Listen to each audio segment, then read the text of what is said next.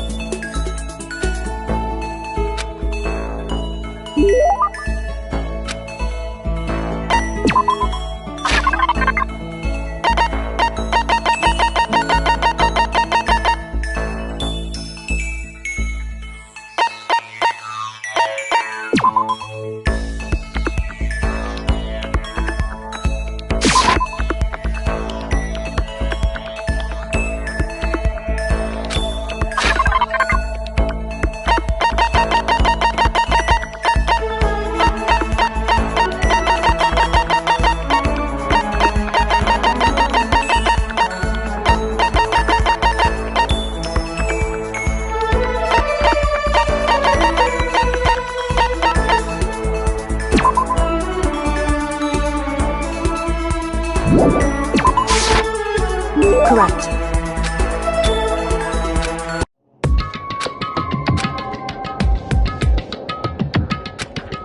And?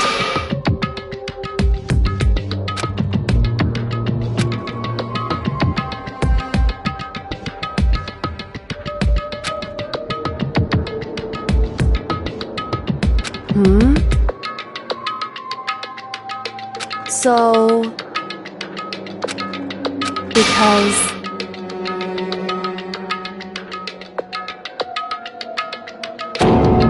Why? That's right.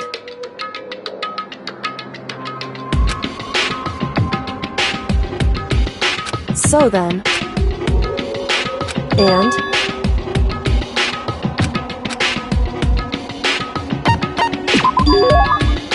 Correct. It would seem...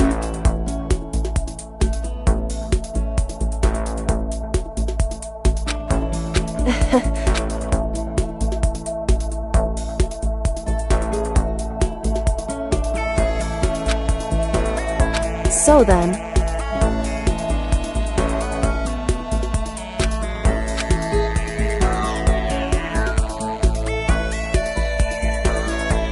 So...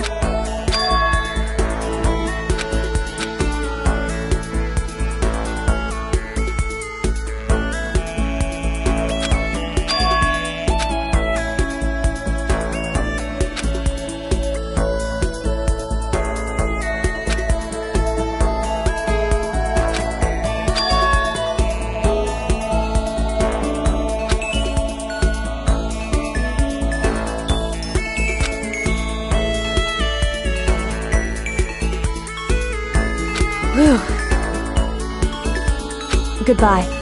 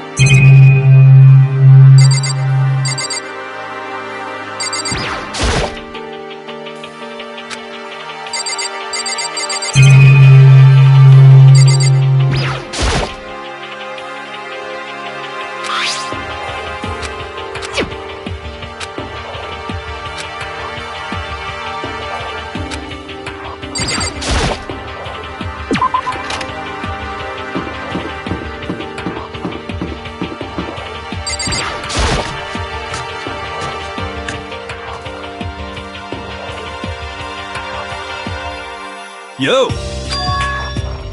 You know?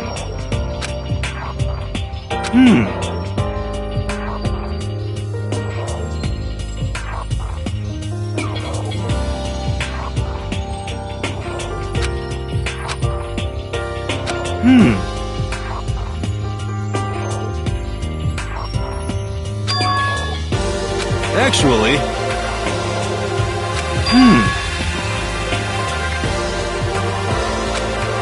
You know?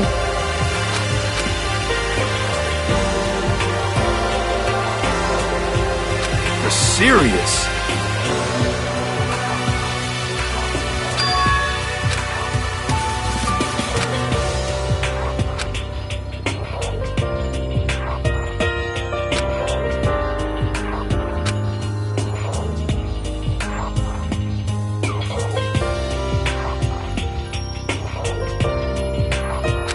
F you!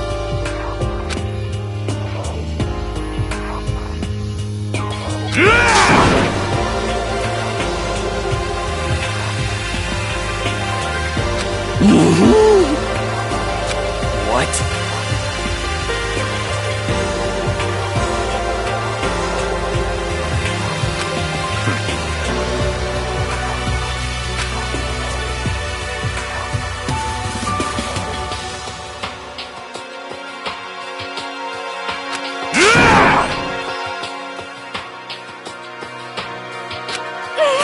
What the heck?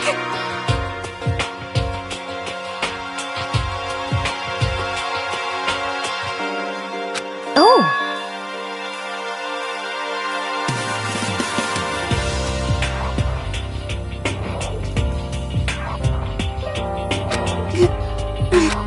Hey, come on! Hey, How about that? That's right.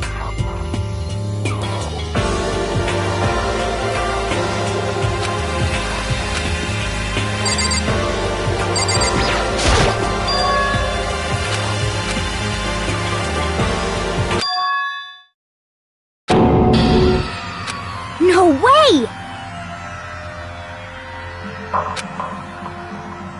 oh,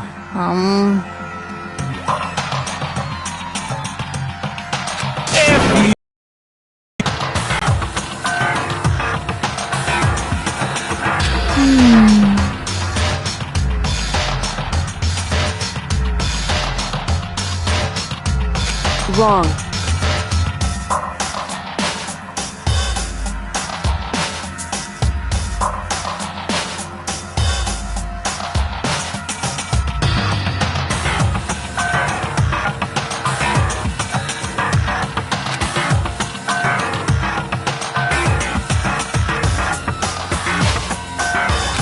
Well...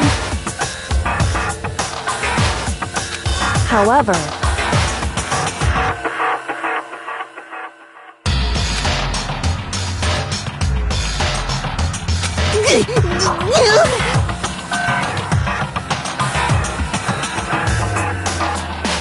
without a doubt.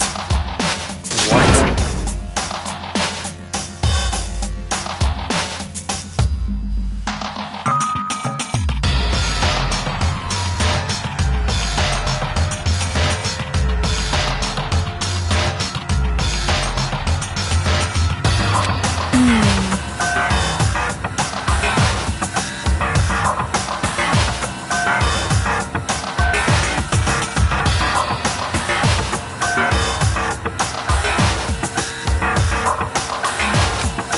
you!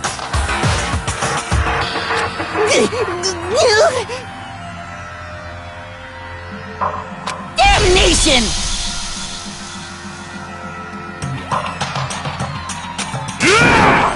For serious?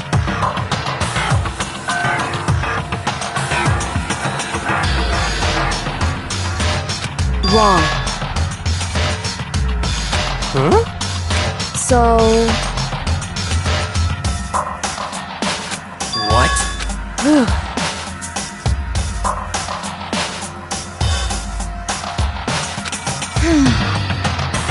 Indeed. But... So that's it.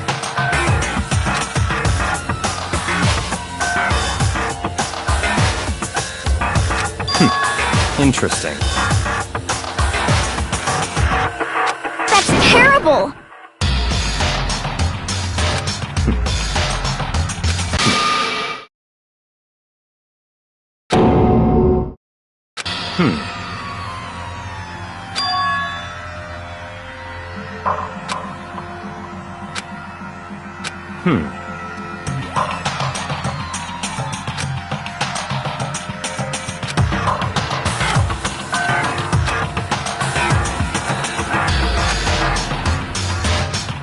What?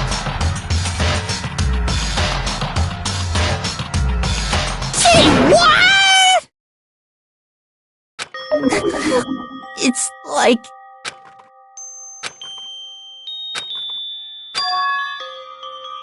Damn it!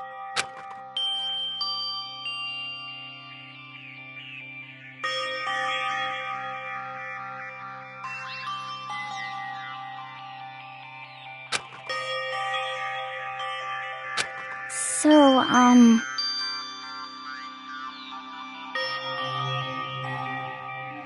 at the very least. Yes, indeed. I see. Damn it!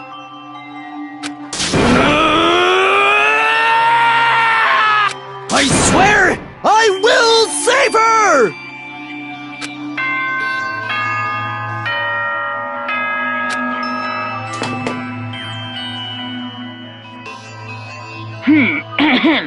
This as such, soon. There is nothing to be done.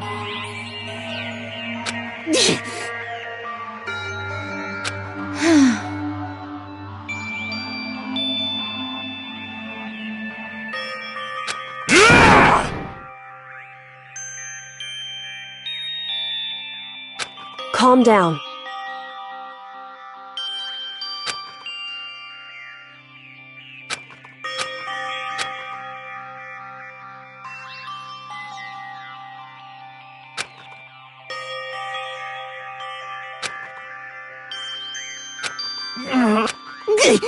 This is fine.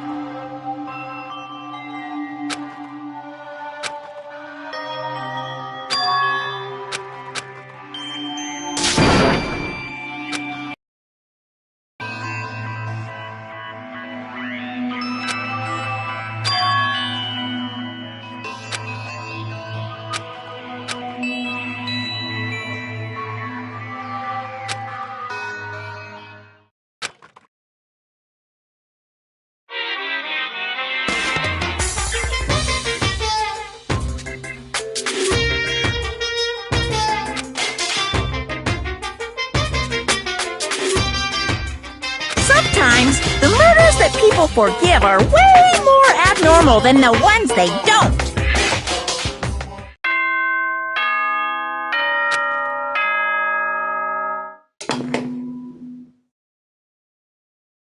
Good morning. Get ready.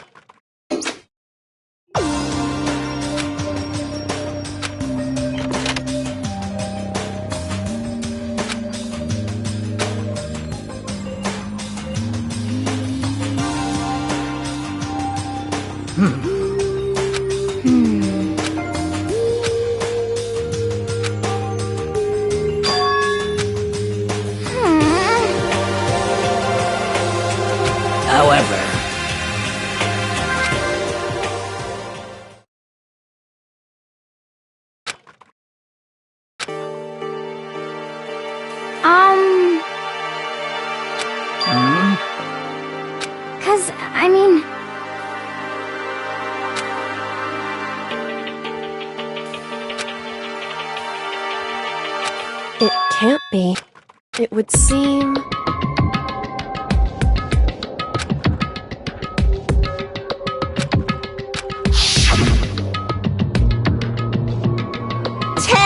I've prepared this graduation present for whichever lucky student makes it out of here alive. What do you think? It's like totally wowie, wow, wow.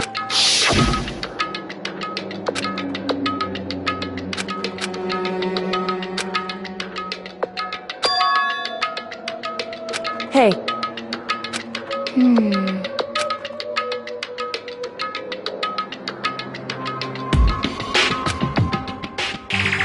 Hey.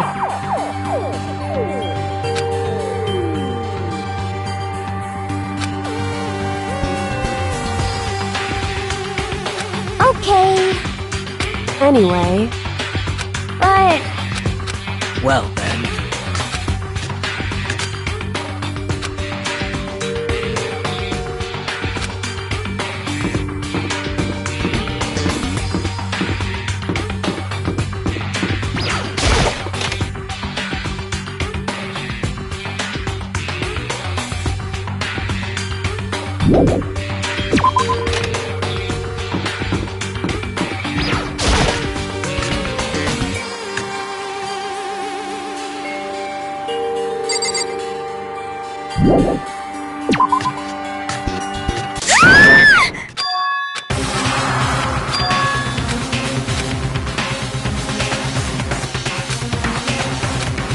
please!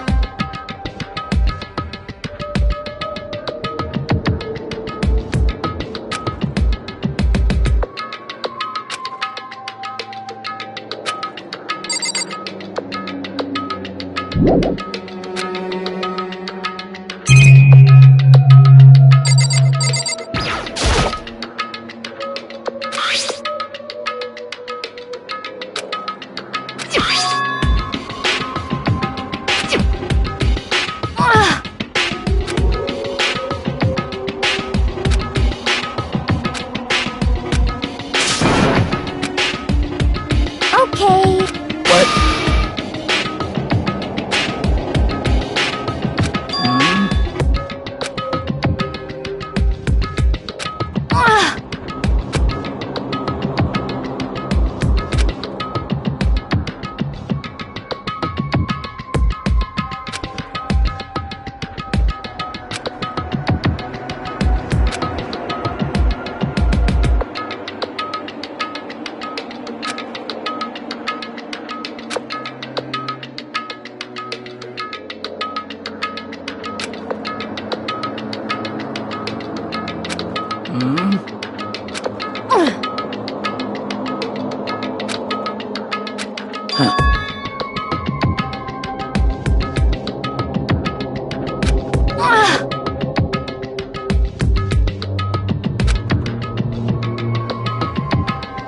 But...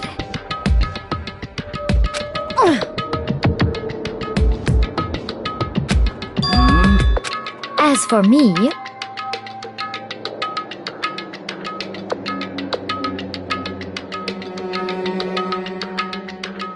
I see. Indeed.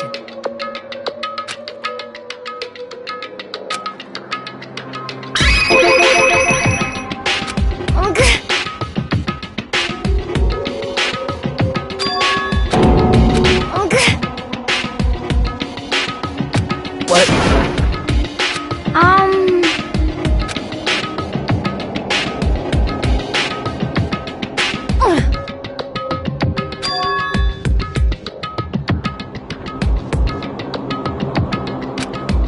Indeed. Actually... Huh?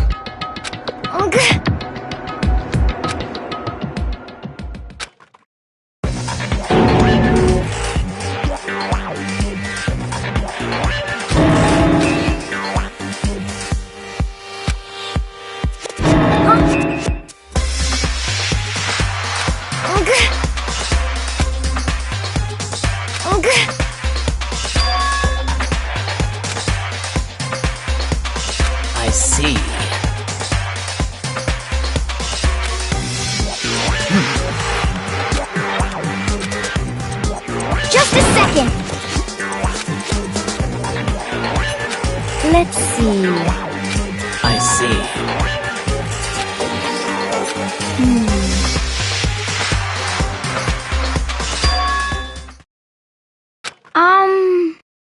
This is bad.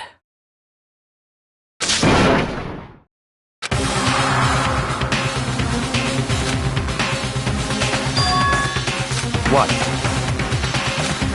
What? What are you saying? You've gotta be kidding!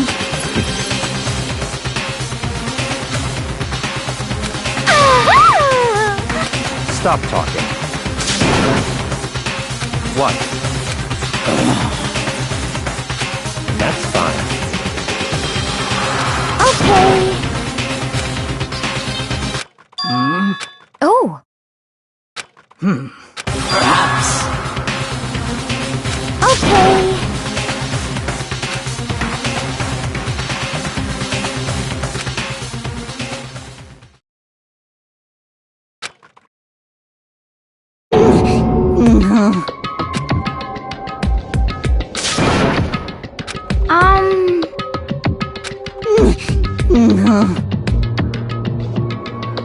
What?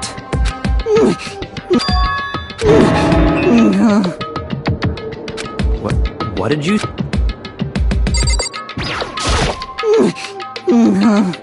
Indeed. What the hell am I looking at?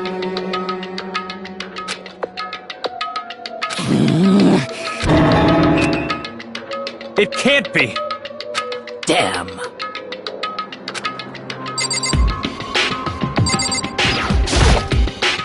What?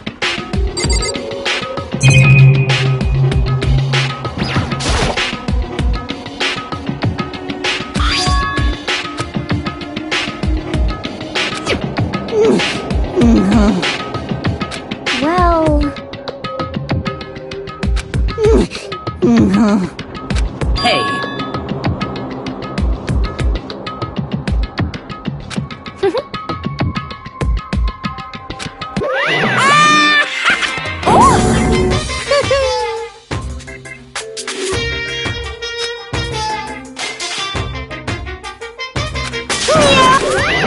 What? Are you okay with this?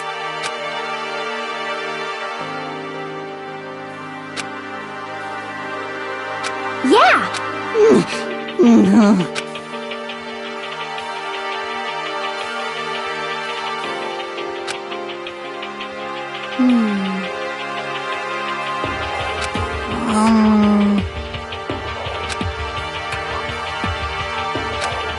So then... I suppose... Well then. Yes, indeed.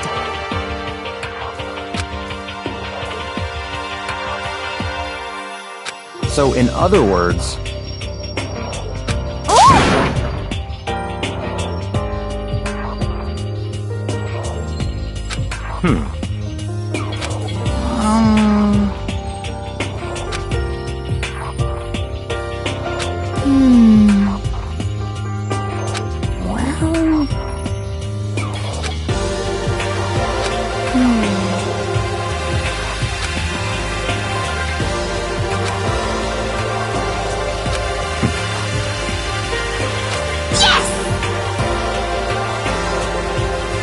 What?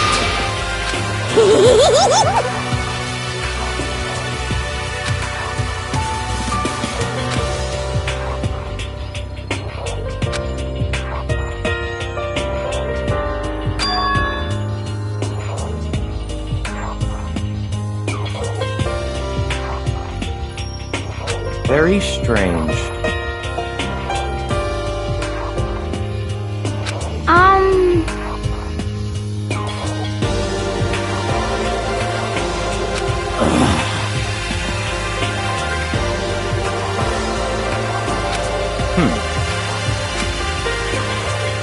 So that's it.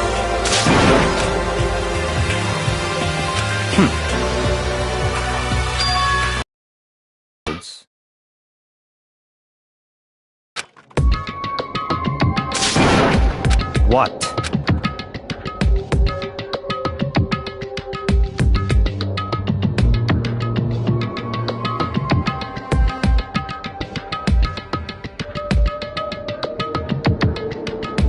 Hey, Okay.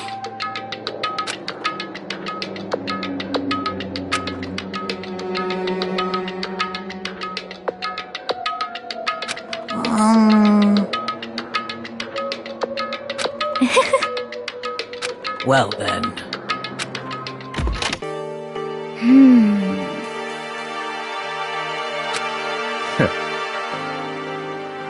What to do? What to do?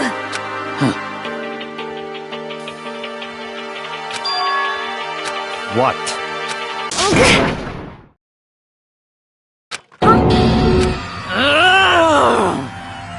Damn.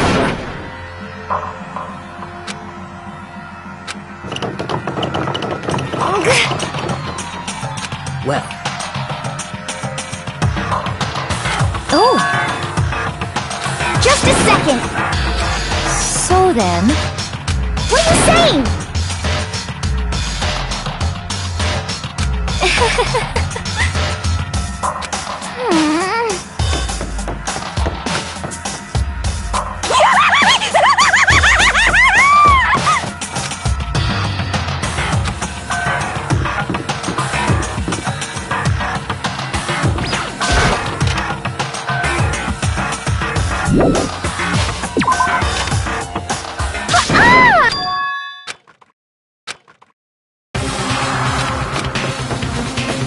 Everyone!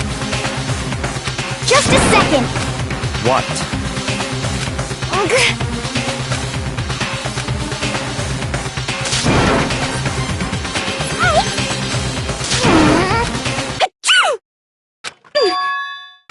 Huh?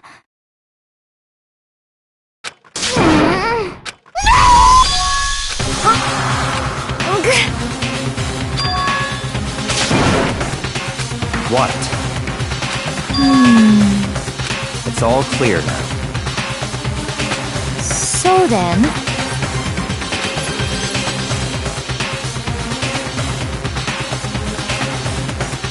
so then.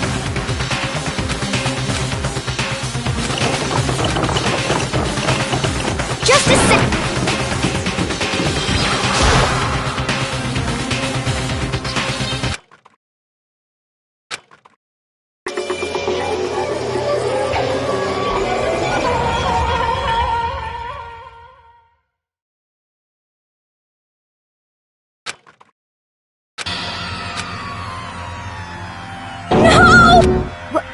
What the...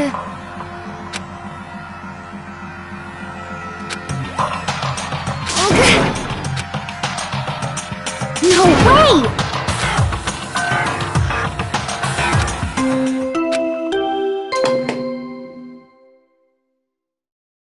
A body has been discovered! After a certain amount of time, which you may use however you like, the class trial will begin.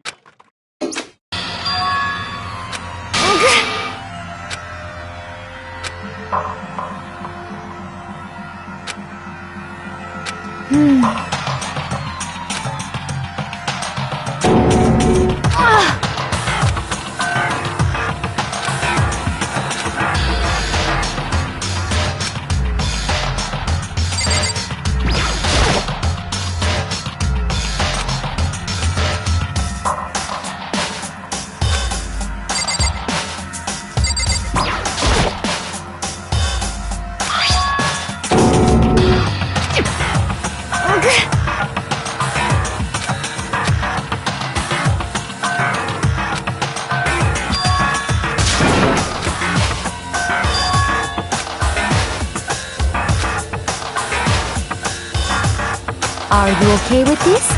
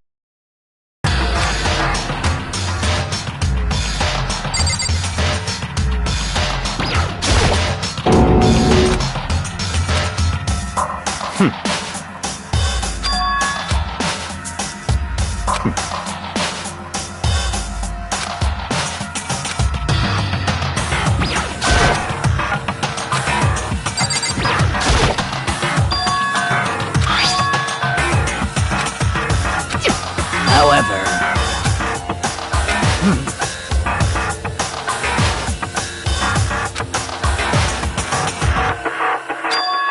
What?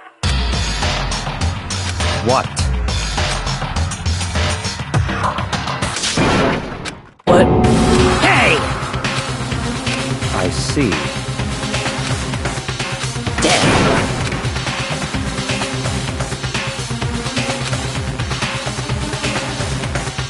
Oh!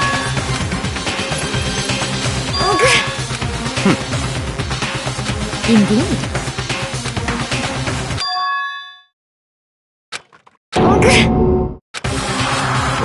What did you say? Come on. What? Hey!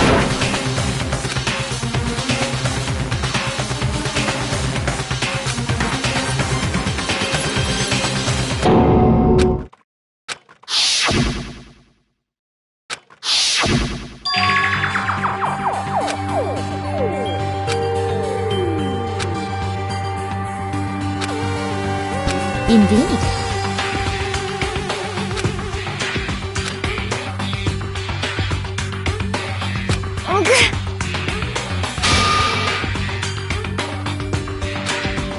What did you say?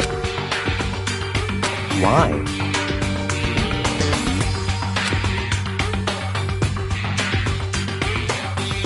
Huh? Hina. No way! No! Hina.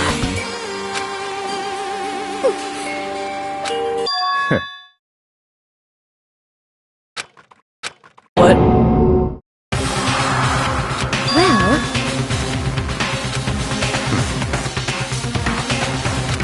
huh? Damn.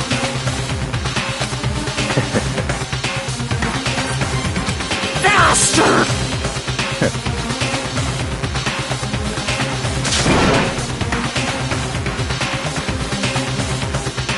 Huh? Damn.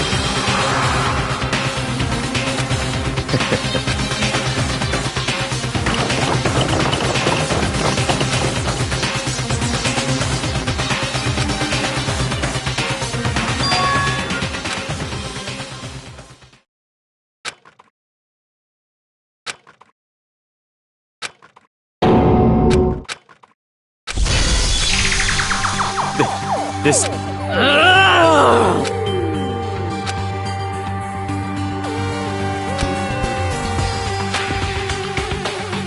Huh? Stop talking.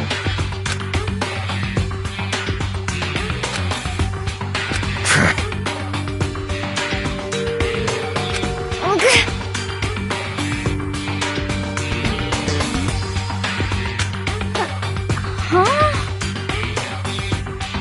Not possible. Huh?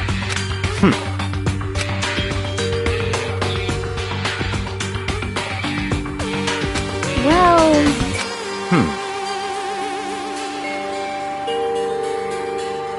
it is so.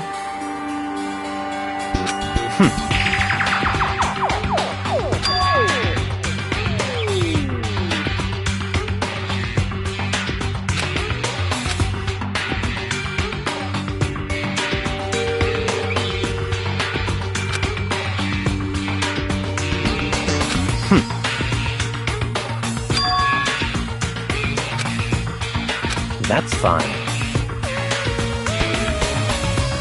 Let's see.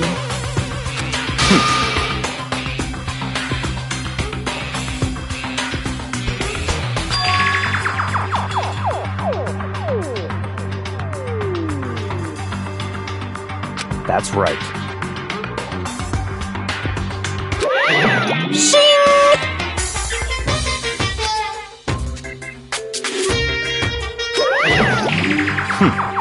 Let's see. Perhaps.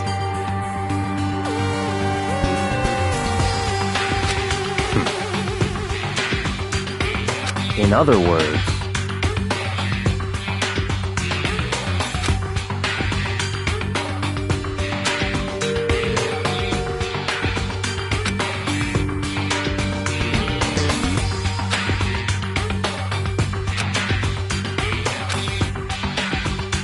what?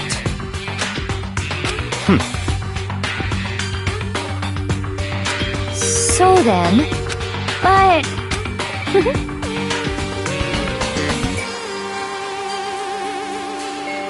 Cause, I mean... Hina. Huh?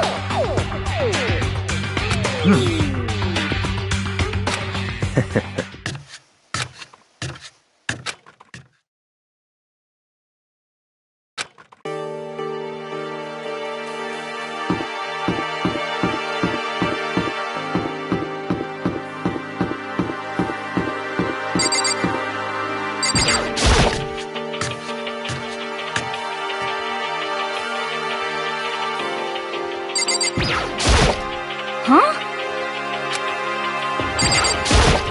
Damn.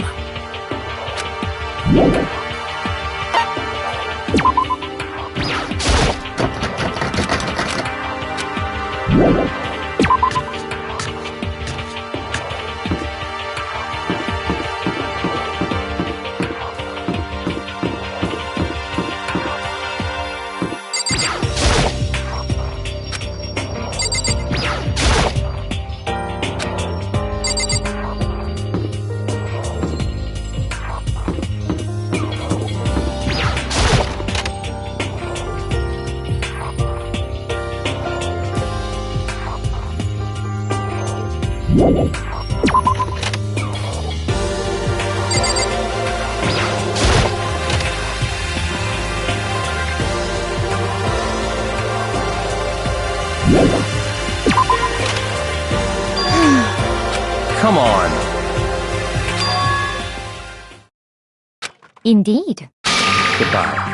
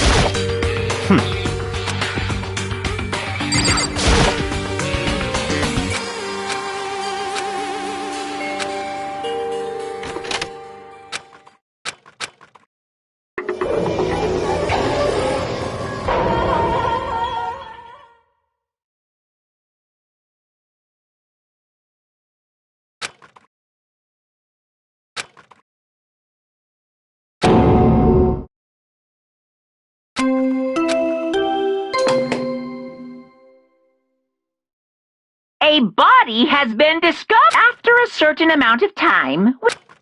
It's the What? Stop talking. Punishment is waiting for you. See ya.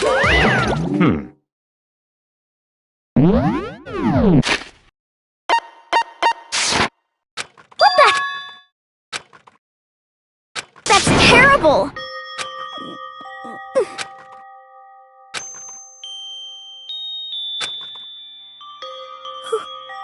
Why? What?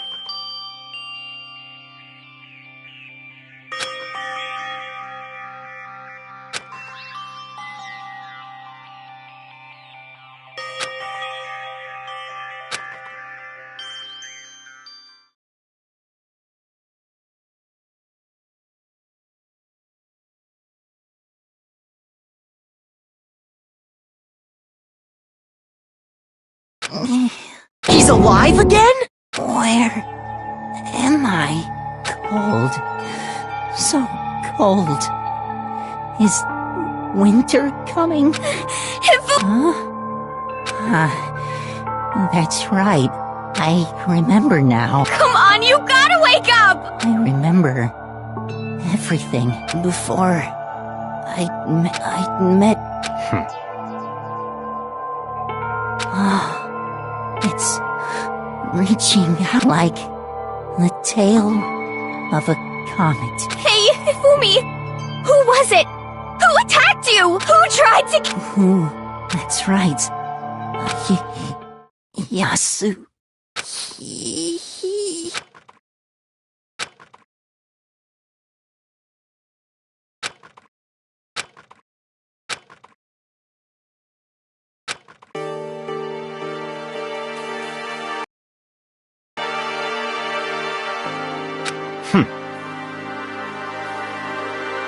Honestly. Stop talking.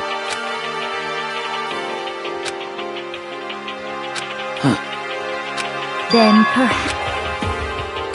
So, in other words,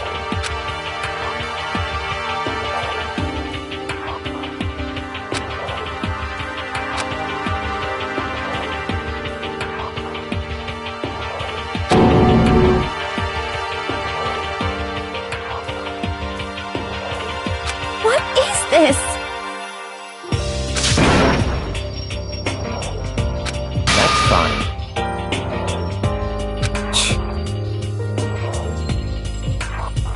Indeed.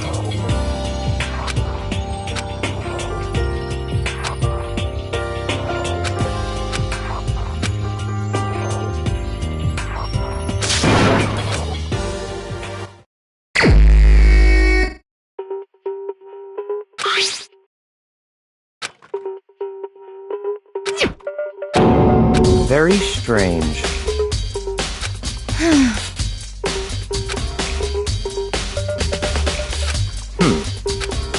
Well. Perhaps.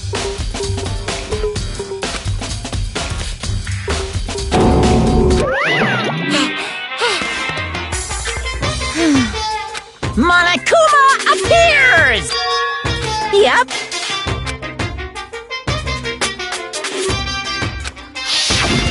Speaking of which, I'd like to ask the bear, if there is an accomplice, do they also become blackened? So you ask, and so I shall answer. Each murder is allowed to have an accomplice, but only the one who does the killing will get to graduate. So in other words, two people can work together, but one of them has no chance of profiting from it. Then there's no way anyone would work together, right? In other words, So then. hey,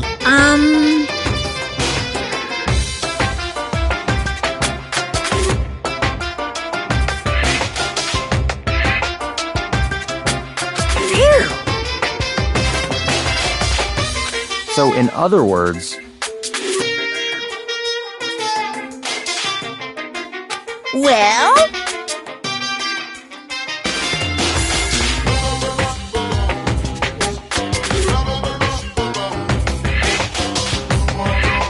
extreme!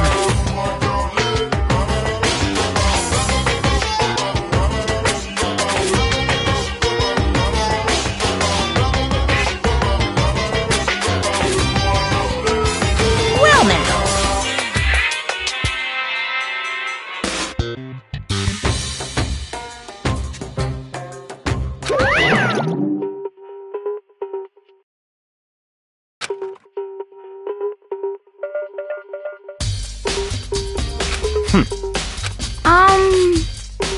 However,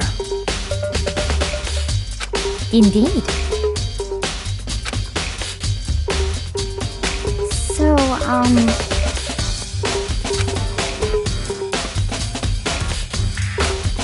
What? Oh!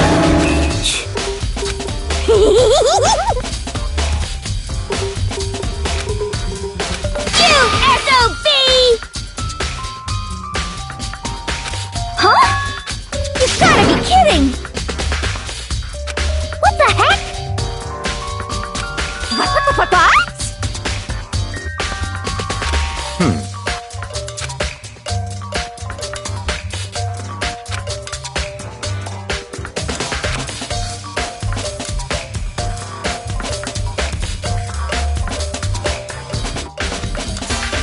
Yep.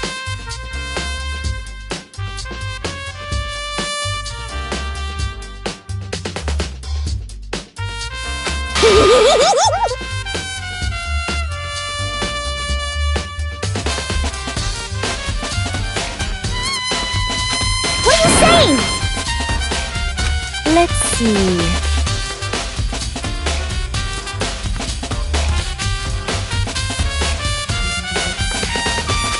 so then.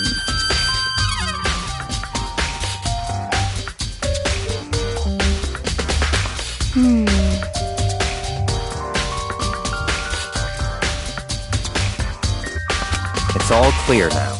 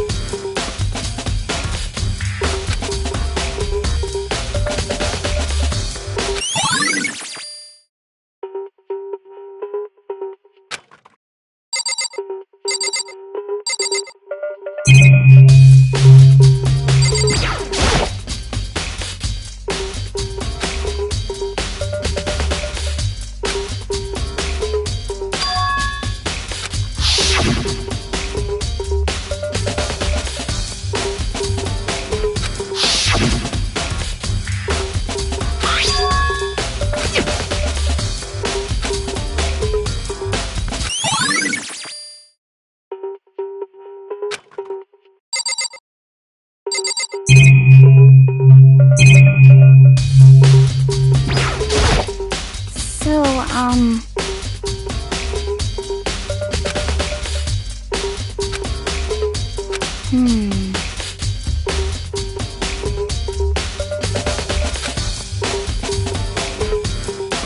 But...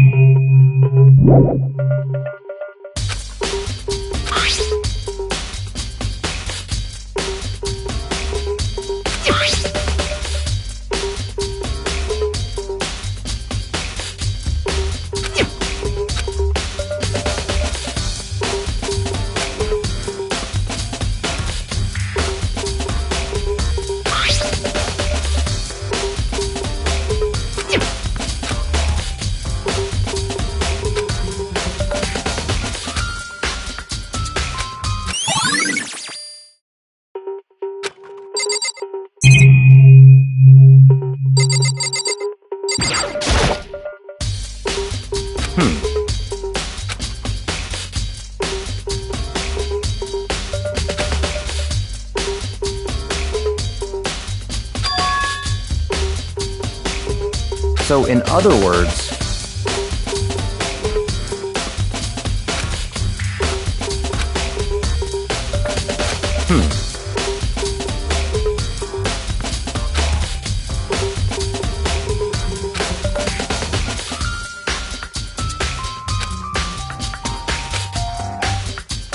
what?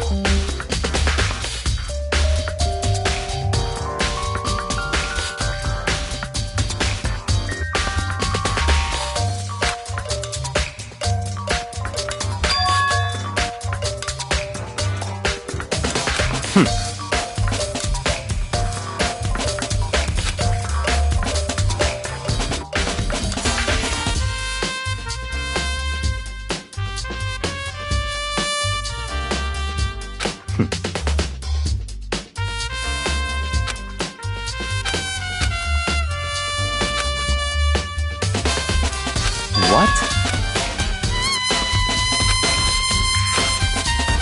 I see. That's enough.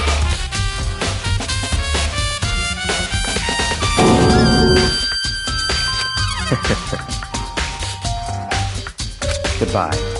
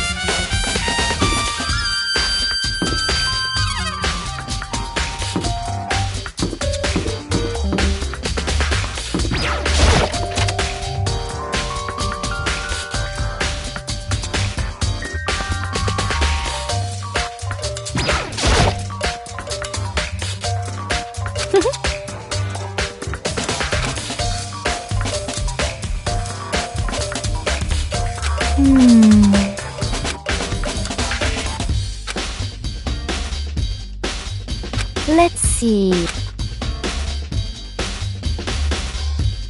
Yes, indeed.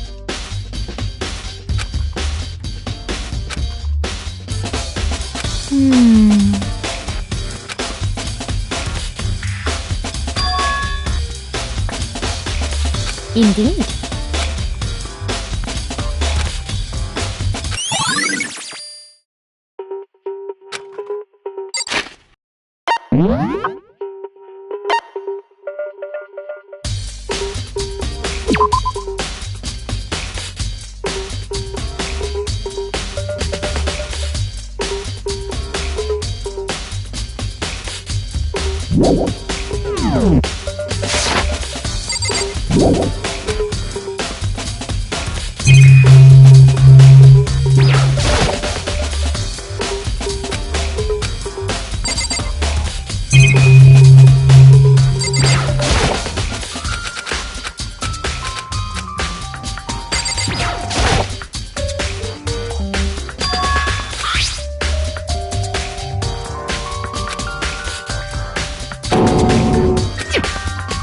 Oh!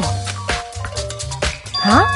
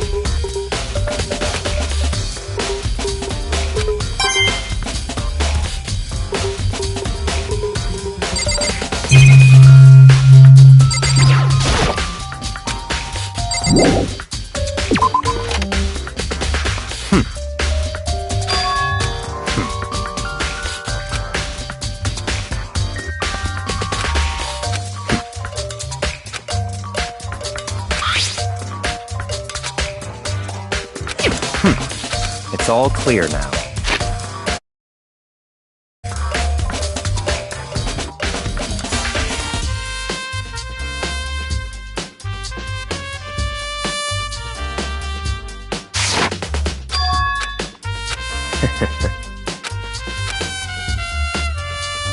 Goodbye.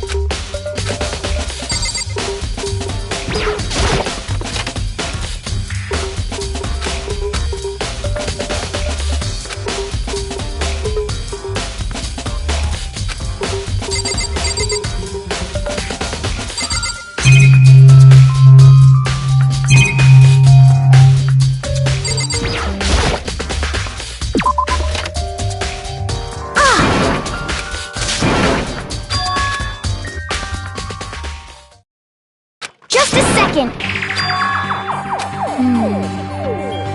Okay.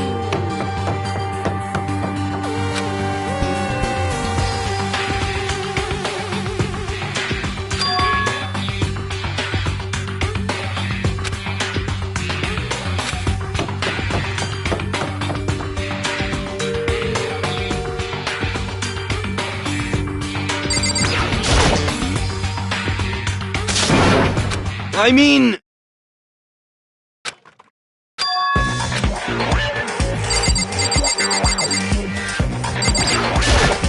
Right.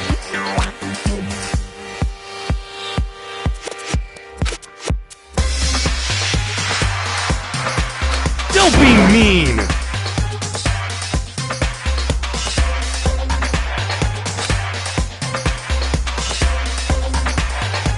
What?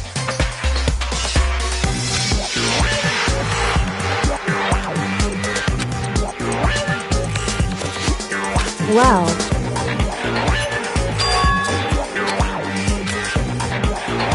It's nothing. Hey.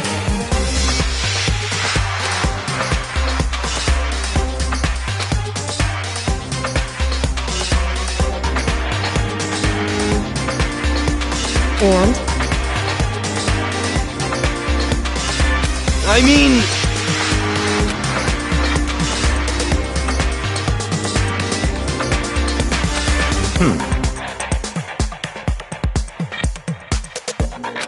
Huh? Let me out of here!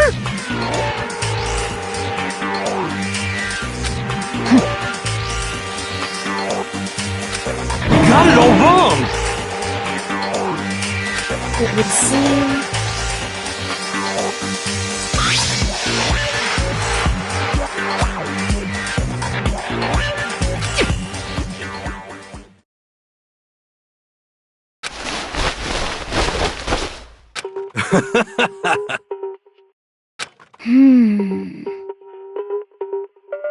So then...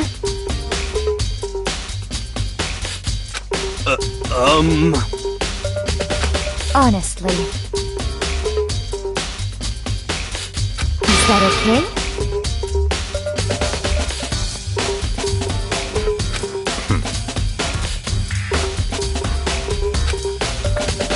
Could it be... That's terrible!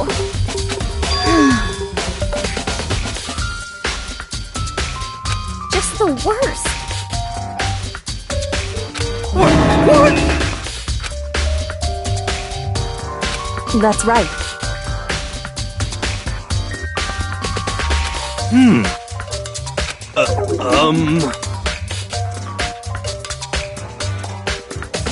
What the heck?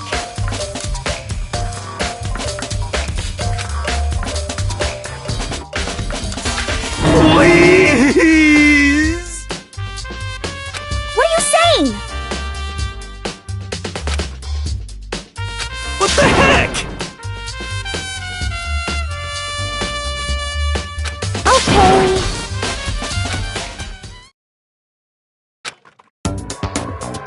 Huh. See? Look. See how loose it is? I mean, come on. I'm blind as a bat in here. Can't see my feet at all. I'm surprised you got anywhere in this thing. I'm telling you, it wasn't me! And not to mention, you totally can't bend at the waist. Seems like a pretty obvious oversight. That's not a very nice thing to say. I mean, it's not like I made it. I just got caught up in the moment. Well, either way, now we know for sure, right? I mean, it seems pretty clear that nobody but Hero could have fit into this dumb costume.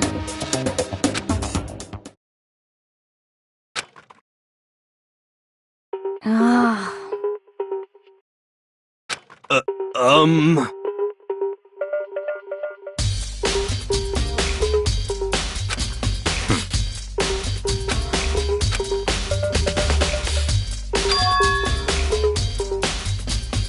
Just a second! But...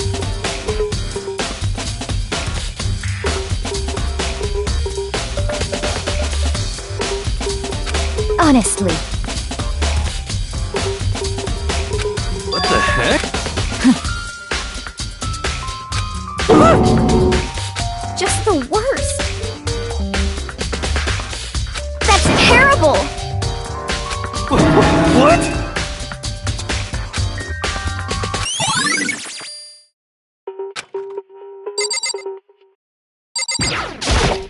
What the heck?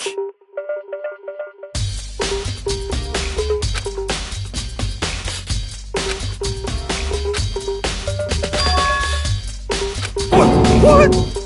Just the worst. Please! Huh?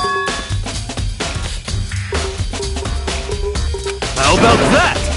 So then,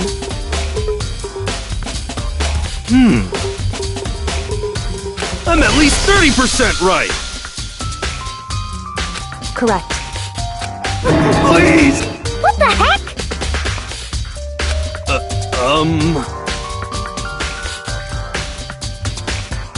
Oh, so then.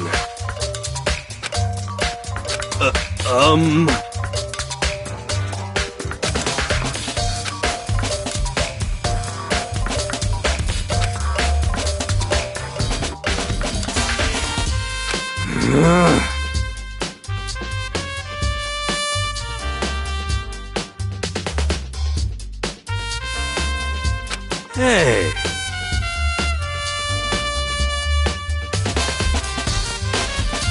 Just the worst. So,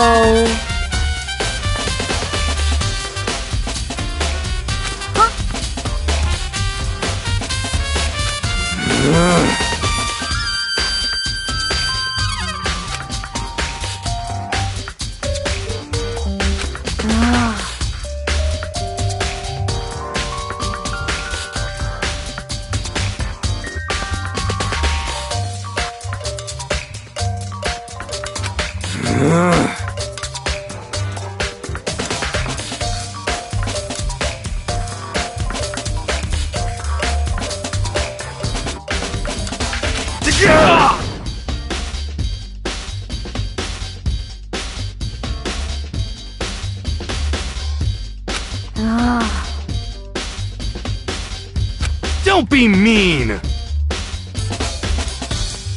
Just a second. No way! Please!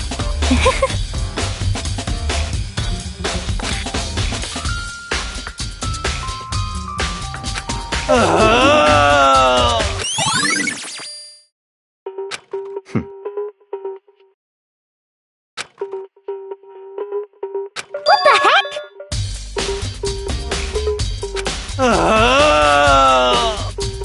Just the worst.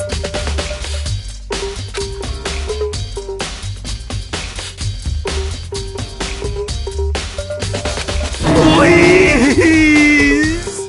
What are you saying?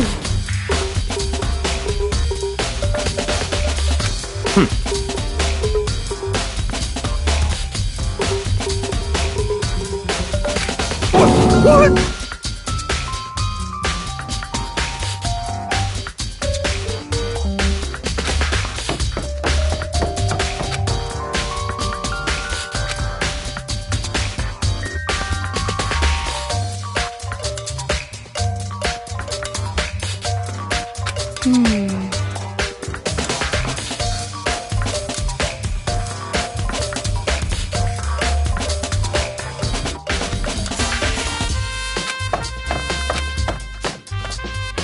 Makoto.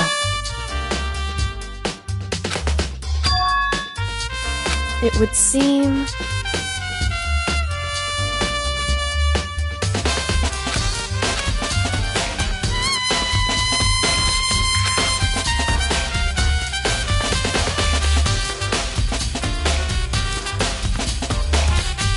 Why is that?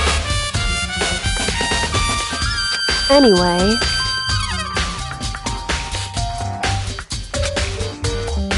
Shall we go? Hey.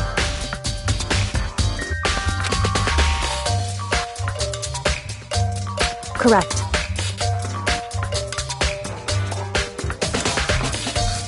Hey.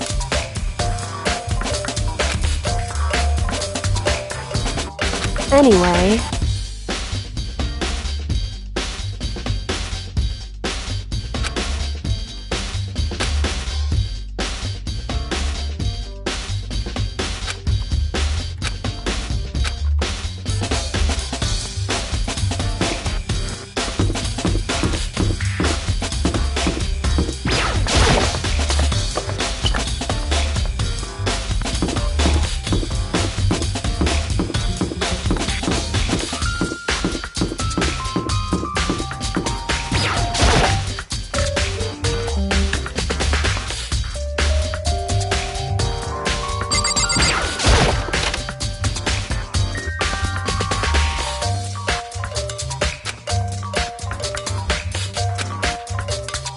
So then...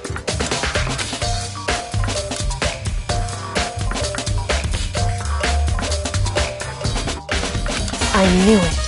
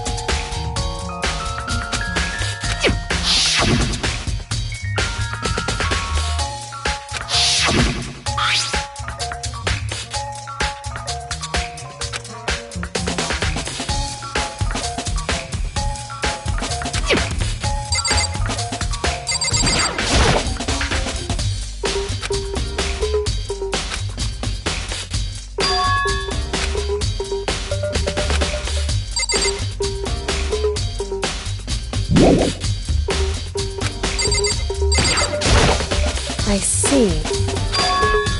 Hey.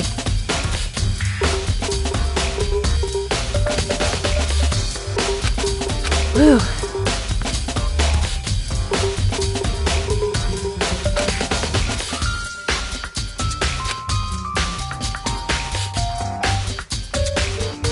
So then...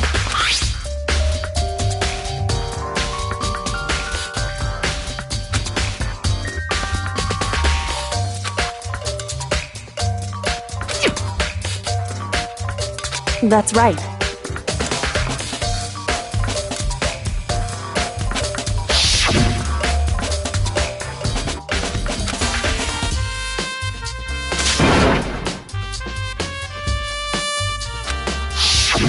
In other words...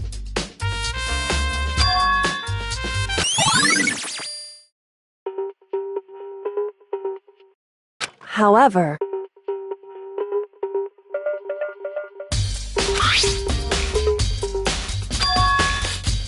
Makoto.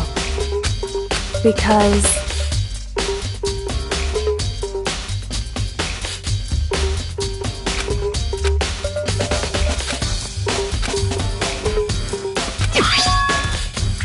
Hey.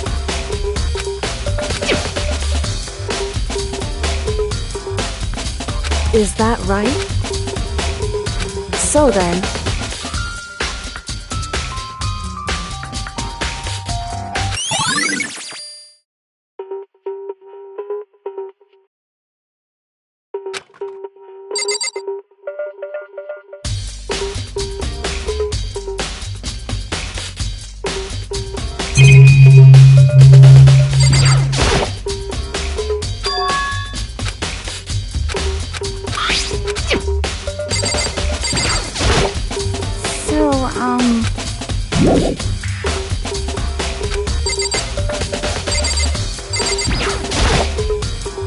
Indeed. That's right. Indeed.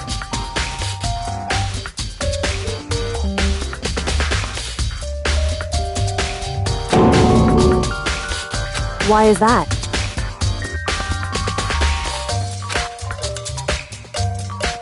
Hey,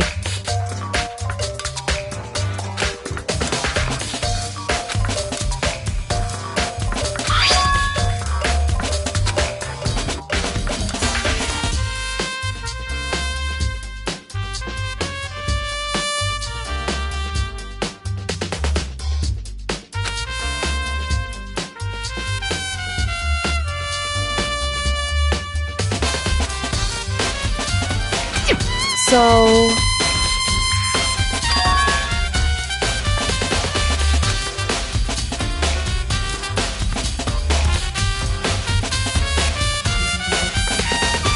However...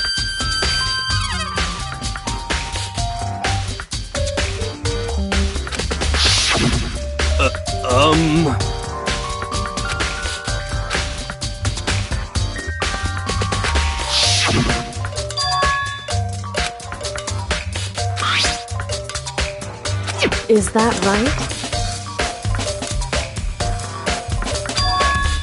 So...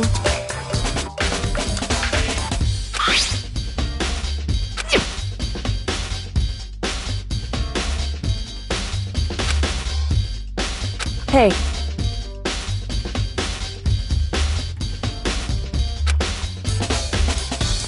So then...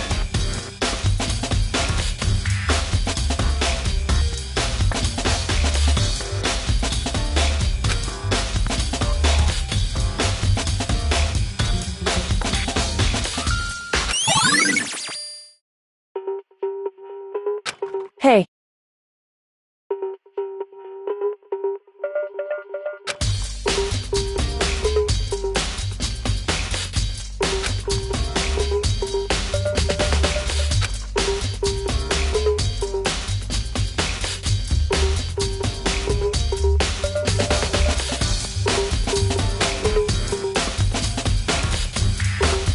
Is that right?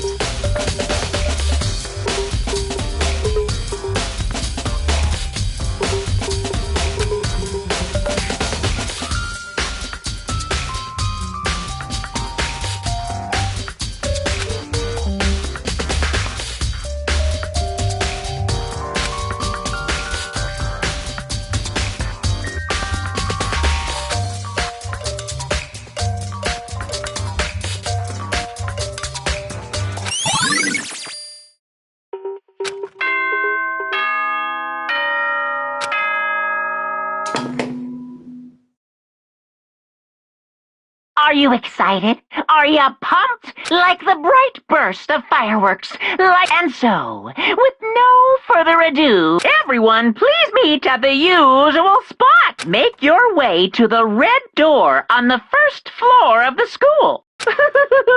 See you soon. It would seem... Shall we go?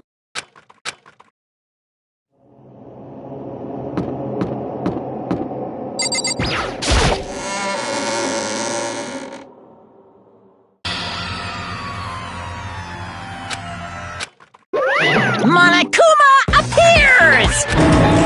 Wrong.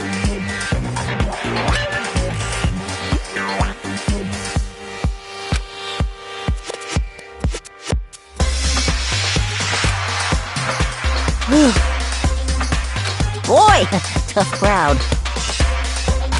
Stop talking. Okay. Hey! Hey!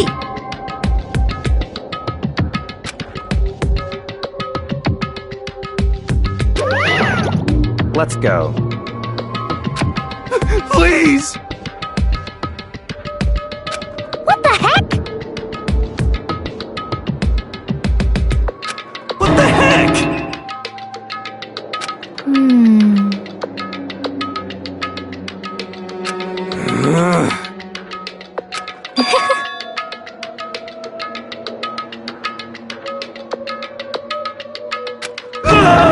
Hey. That's right.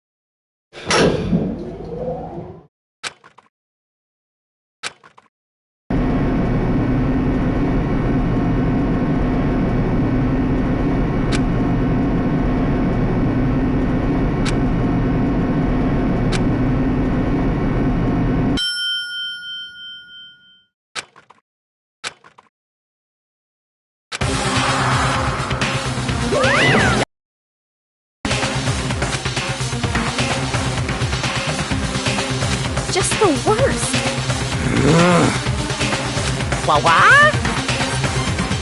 Come on. Yoo-hoo!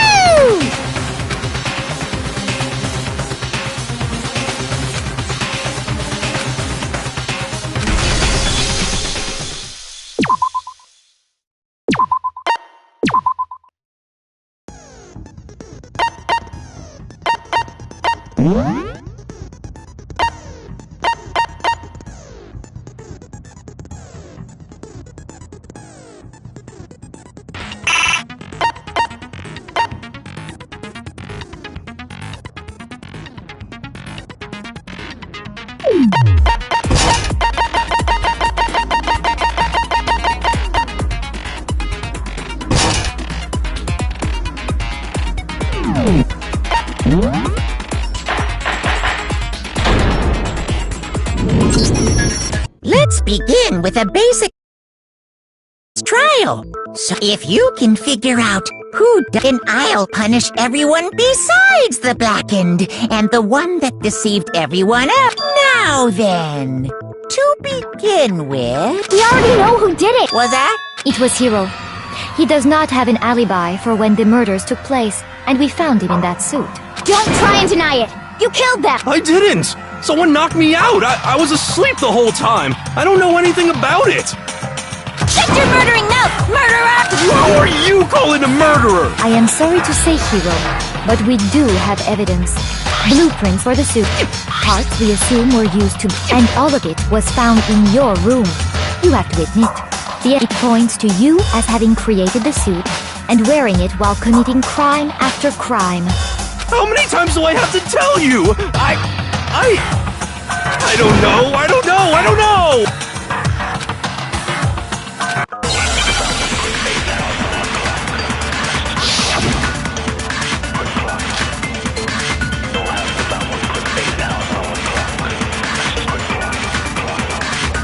Everything we found in your room. The blueprints, the suit parts, they are all proof enough that you are the culprit. I don't know anything about that stuff! It's not true! It's a conspiracy! Hiro, why? Why did you... No! Just hold on a second!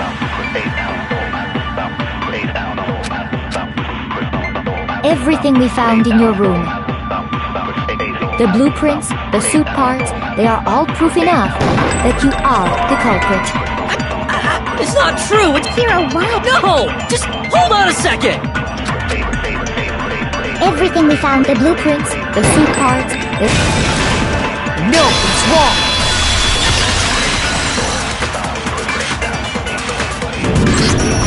Are we sure Hiro really made those blueprints? What do you mean? Well, take a look. It's the note that Hiro wrote, asking everyone to meet up after all. The handwriting's obviously different, wouldn't you say?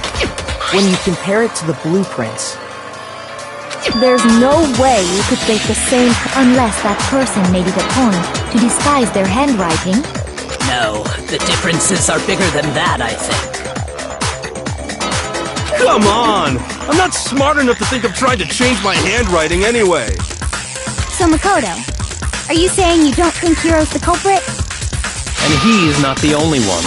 I think Hiro's innocent as well. What? Then who was in that Robo-Justice suit? Is it like Hiro said? Was there really someone running around in a second suit? The suspicious individual hidden within the suit.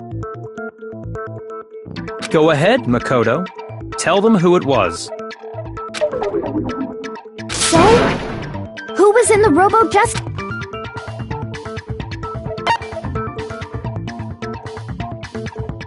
I got it! Other than Hiro, I can't think of anyone else it could have been.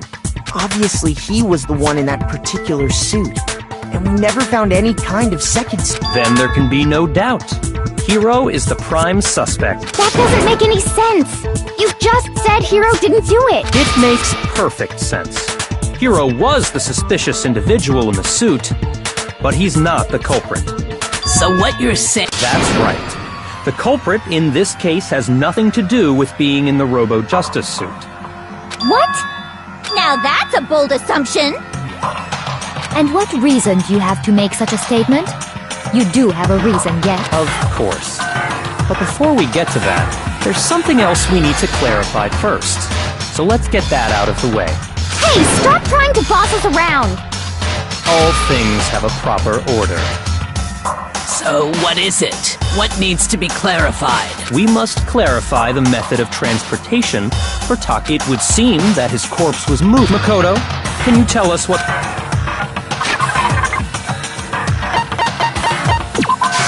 I got it!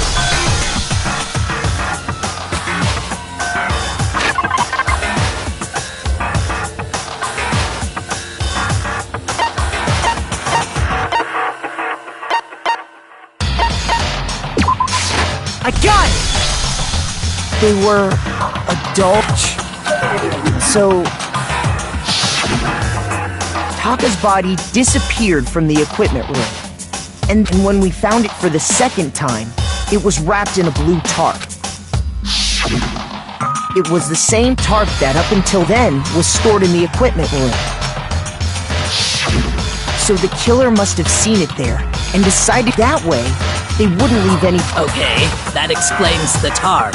And the doll... Same thing. I'm sure the... But when the body disappeared... Later, when Taka's body reappeared in the repository... So did the... In other words, you think they used the dolly to move the body. But are you sure you are not mistaken? Huh? Are you absolutely positive the dolly was in the equipment room when we found Taka's body? That dolly was made specifically for moving large objects between the repository and the art room. It would be very strange indeed to discover it had made its way to the equipment room. Is it not possible that it was in the repository all along, and you simply didn't realize it? She's raised an objection. How do you respond? There is no shame in being wrong. Nobody expects much from you anyway. We have all accepted the fact that you rarely understand what is going on around you.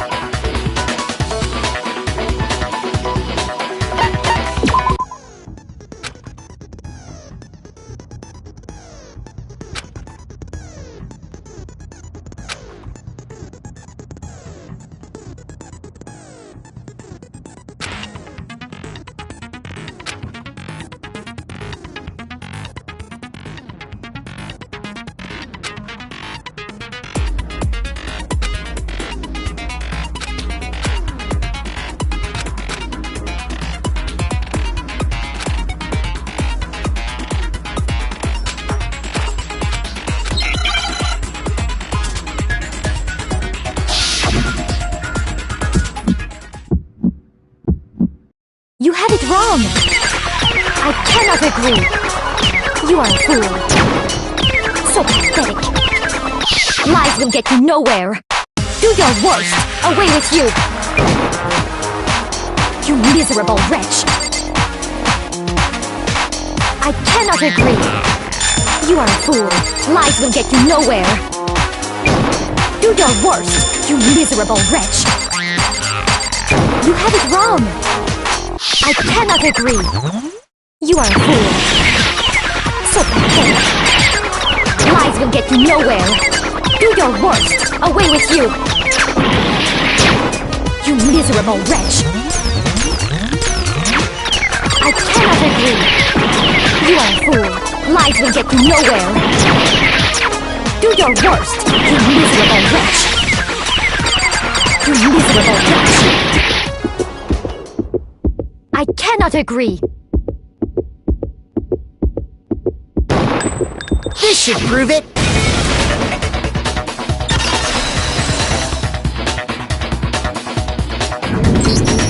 If you're asking for proof that the dolly moved, I have it right here.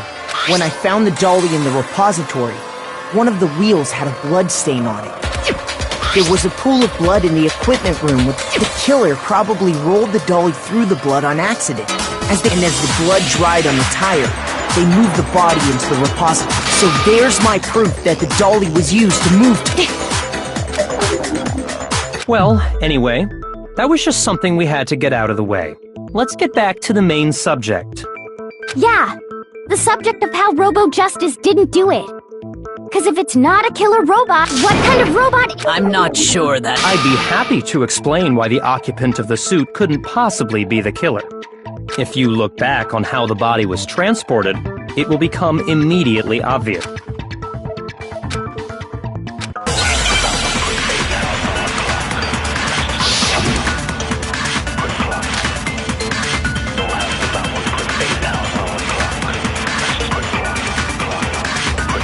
As we know, Taka was killed in the equipment room. And from there, the body was moved to the repository, correct? Yeah, the culprit wrapped the body in the tarp, then loaded it onto the dolly and wheeled it off, right? Now, keep in mind that the dolly doesn't have a handle. Well, yeah, but even without a handle, all you'd have to do is bend over. Then you could push the dolly no problem. So the killer just crouched down and carted the body off to the repository. If you accept everything, then you must realize that whoever was in the suit couldn't possibly be the culprit. Sorry, I don't think I realized. As we know, and from there... Yeah, then loaded it on... Now, keep in mind... Well, yeah, all you'd have to do... Then you could push the dolly no problem. So the killer just carted the body... If you accept, then you must realize that... Sorry, I don't think I... As we know, and from there... Yeah, then loaded it on... Now, keep in mind that... Well, yeah, but even with all you'd have to do is bend over. No, it's wrong!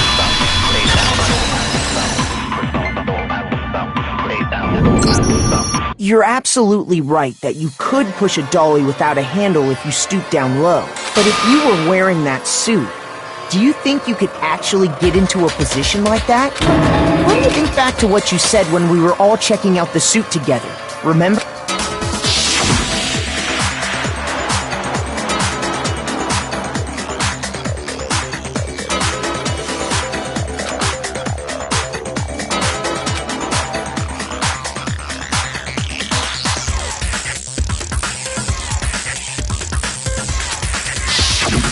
When you're in that suit, not only can you not see your feet, but you can't even bend at the waist. Am I right about that? Now that you mention it... It seems like it'd be awfully hard to push that dolly if you couldn't bend over. Well, what's to stop you from simply pushing the... When you can't even see your feet? You really think someone could kick the dolly all that way? Yeah, it'd be totally impossible! Not that I can say for sure myself. On top of that, if you were wearing such a rigid, cumbersome suit, it's very unlikely you would have the dexterity to go about wrapping the body. Well, I mean, isn't that just a matter of taking off the suit when you're ready to move?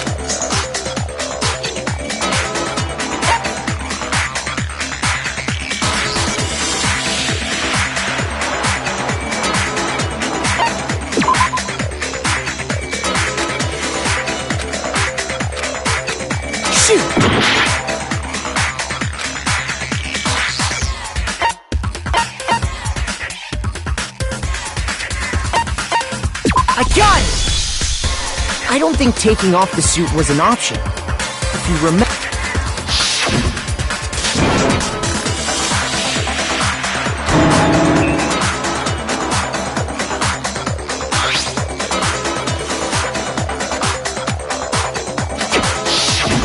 That's... Put the suit on or take it off without help. Then, you really can't take it off by yourself? Of course I wasn't making it up. If he could have gotten it off by himself, I don't think he would have let us see him wearing it. Showing up in the suit was basically an invitation for everyone to suspect him. Yeah, that's right! So, it's really, really true that Robo-Justice couldn't have moved the dolly? To be clear, whoever did move the body, it couldn't have been Hero in the robot suit, correct?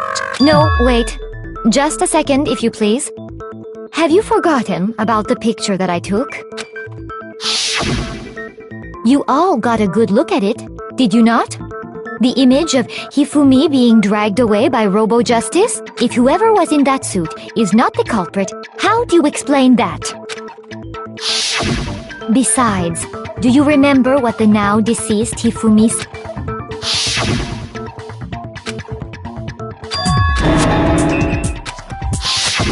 So long as those facts exist, the individual inside the suit and the culprit are one and the same. It was Hiro, without a doubt. Yeah. Hold on a second! It's still far too early to reach that. Besides, there's no hurry to decide who did before we rush to a verdict. Shouldn't we explore every single instead of seizing on one viewpoint? The truth is uncovered by analyzing things from every angle. Perhaps, but where do we go from here? Let's review this series of unfortunate events from the beginning. Maybe we'll uncover something new. What a pain in the ass! I don't disagree, but our lives are on the line. If this is what it takes, we have to do it. Plus, maybe we'll get to find out where the heck Kyoko— All right then, let's take another look back at what happened. I suppose we could start with this morning. 4 of us gathered together in the dining hall. Makoto, Hina, Kyoko, and myself. We waited there for quite a while, but nobody else showed up, so we went to look for everyone. That was around 8 a.m. And as soon as we split up, Kyoko went missing. Soon after that, Hina found Celeste in the rec room and quickly came to get Makoto. It seems I was unconscious for about an hour.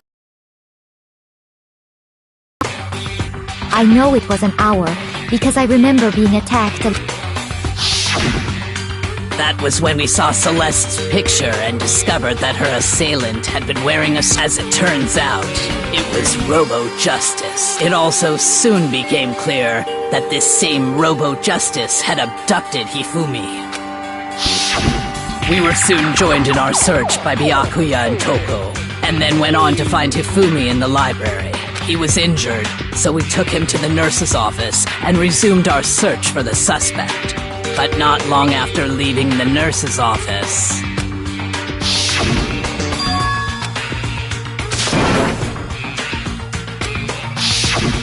When Celeste told us that, we decided to split up and search the second floor. And soon after that, I saw someone moving around on the 3rd floor, and I yelled out to everyone as soon as I did.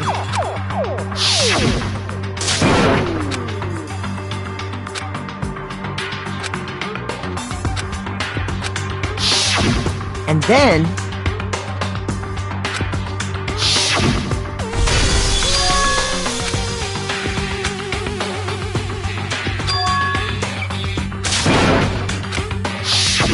at that point we decided to divide up. Celeste, Hina, and I went back to the nurse's office.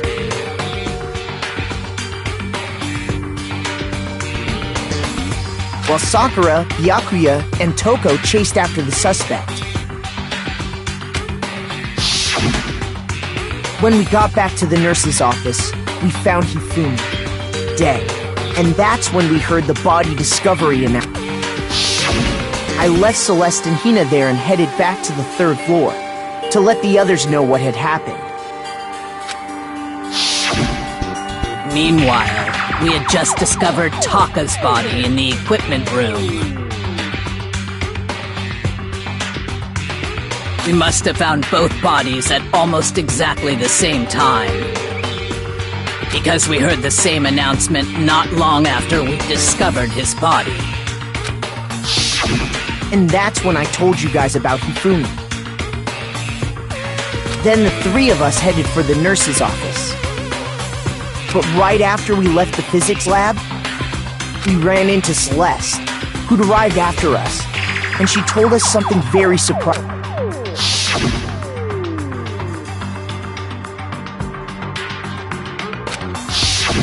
We rushed back to the nurse's office and saw that she was right. Then we remembered we'd left Toko passed out in the equipment room, so we hurried back again.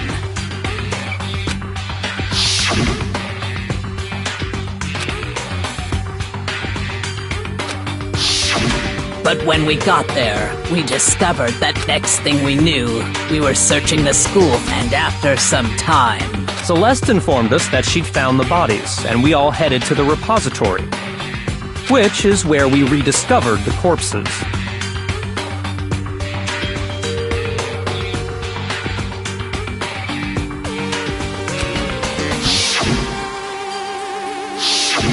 I think that about covers it.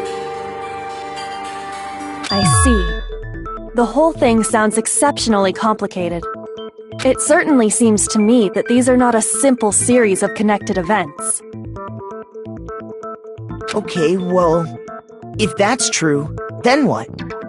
Rather than a single series of events, I think we have to consider each murder a and from there, we can uncover the contradictions surrounding all of them. Now then, let's get started, beginning with what happened to Taka.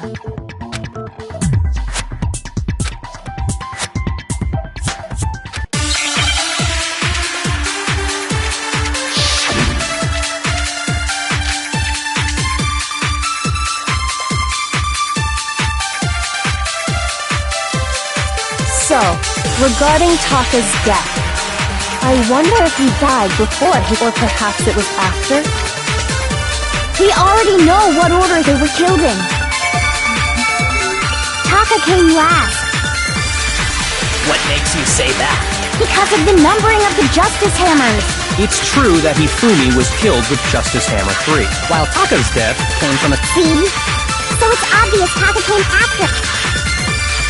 So, I wonder if or perhaps it was... We already know what order they were killed in. Shoot! So, I wonder if or perhaps it was... We already know Taka came... What makes you say? Because of the numbering of the Justice Hammers. Shoot! So, regarding... I wonder if or perhaps it was... We already know what order Taka came last. What makes you say? Because of the number... It's true that while Taka's death... See? So it's obvious Taka came... So, I wonder if he died, or perhaps it was after... We already know what order they were killed in. Taka came last. What makes you say that? Because of the numbering of the Justice Hammers. No, that's wrong!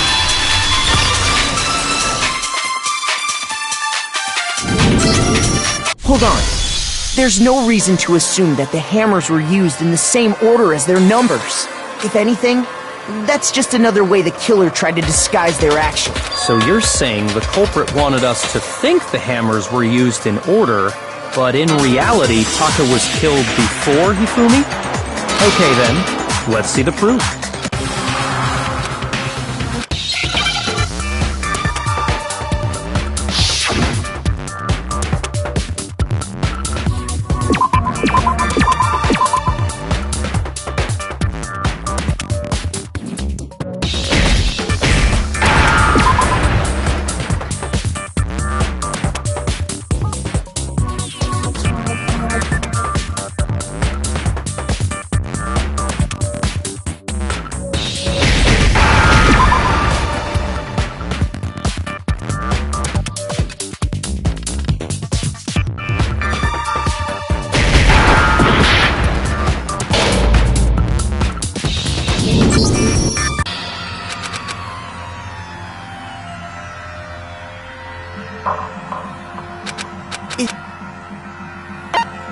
I refuse to give up yet!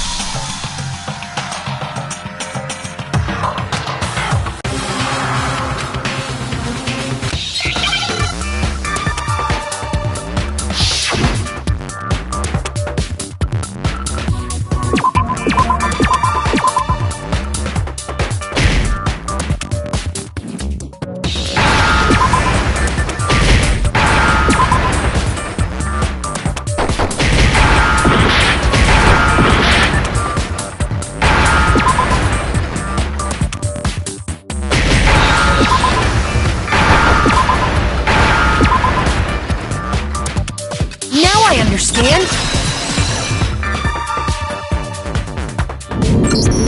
I've got it.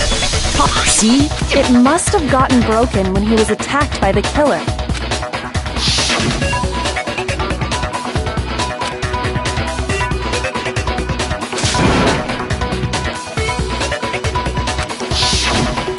So if it wasn't broken after 6 last night, then he must have been attacked around 6 this morning. And that would be his official time of death.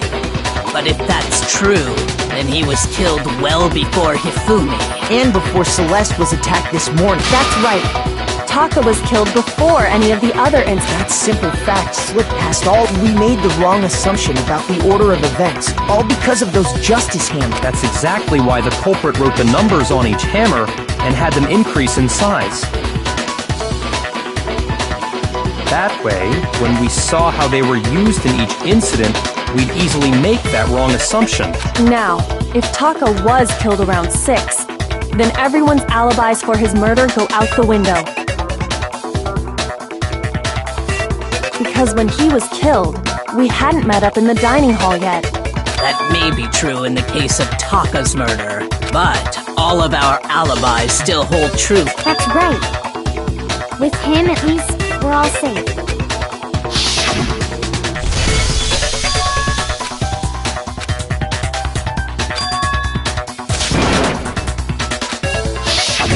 When we heard Hifumi screaming, we were all together.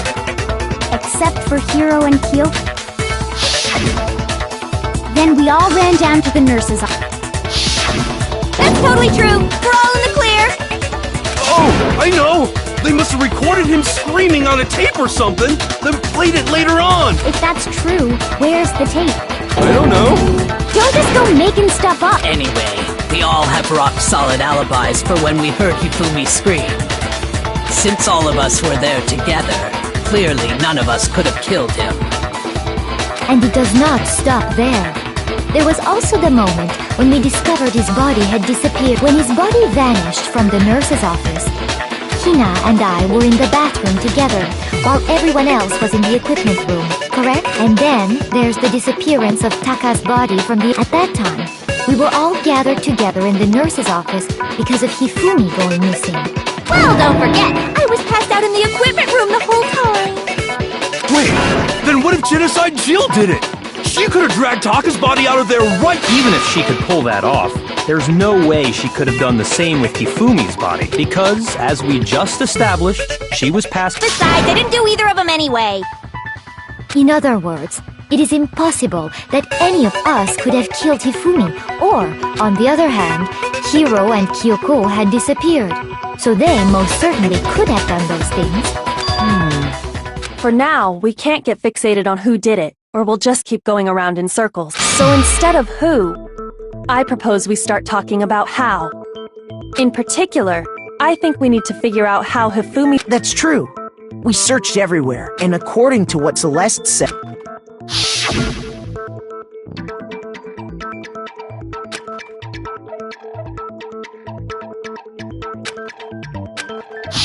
His body apparently disappeared in the 1 minute her and Hina, but to carry that much weight from the first floor up to the third... Oh man, yeah!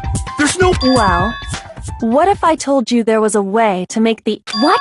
If the dead body were to move itself?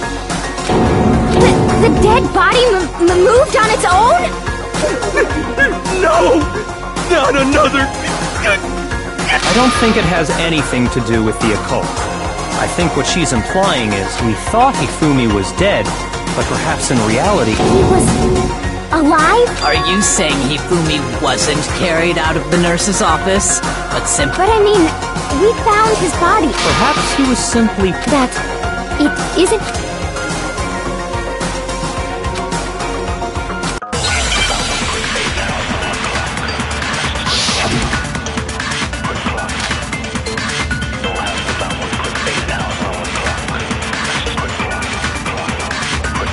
Are you saying that when we first found Hifumi in the nurse, there's a chance he was actually still alive?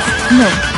It is impossible. Hifumi was dead, and you know that. Surely you've heard the body that Hifumi's dead body had been... And that is why the announcement... Are we really? Maybe the announcement was intended to signal someone else's discovery.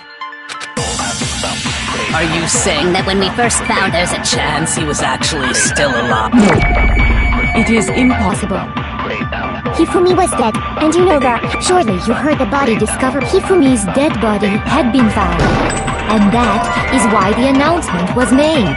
Are we really? Maybe the announcement was intended to signal someone else's discovery. Are you saying that when we first found there's a chance he was actually still alive? No. If Hifumi was dead, without a doubt. And you know that how? Surely you heard the body discovery announcement. Hifumi's dead body had been found. And that is why the announcement. Are we really so sure about? Maybe the announcement was intended to signal someone else's discovery. Are you saying that when we first found Hifumi and there's a chance he was actually still alive? No. Hifumi was dead. And you know that. Surely you heard the body discovery announcement along with the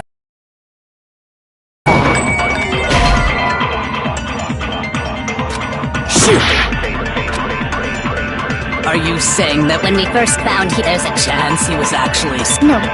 Hifumi was dead. And you know that. Surely you heard the body discovery and Hifumi's dead body had been found. And that is why the announcement was made. Are we really so sure about that? Maybe the announcement was intended to signal someone else's discovery.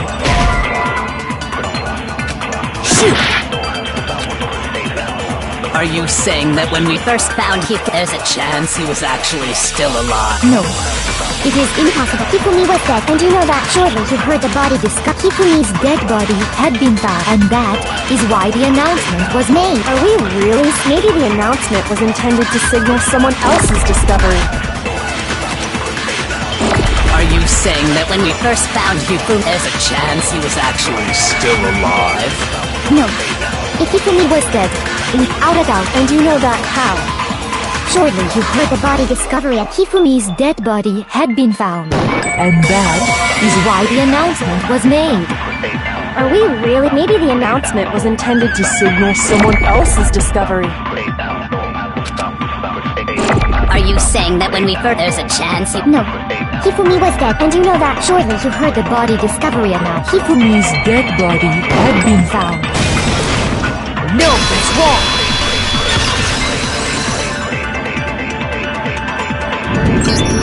Was the body discovery announcement that was made really intended for Hifumi? Of course it was. The announcement played right after we discovered his body. Maybe. But that was also the same time that Taka's body was found. That's right. It wasn't long after finding his body that we heard the announcement. So there's a good chance we've made a mistake in there somewhere. I think we've confused whether the announcement was for Hifumi or Taka. First of all, if two bodies had been found, there really should have... Maybe Monokuma simply got lazy and rolled them together into one. What do you say, Monokuma? Well, it's a very sensitive issue, so I can't go into too much. But what I can say about the body discovery announcement is that it's only broadcast when 3 or more people find a dead body for the first time. That didn't answer our question, man. We're asking if you're a lazy bum. No, actually, that was plenty. He said it's only broadcast when a body... Even if we find the same body again later, he won't make the announcement again. If that's true, then why was the announcement made again later? Huh? Exactly.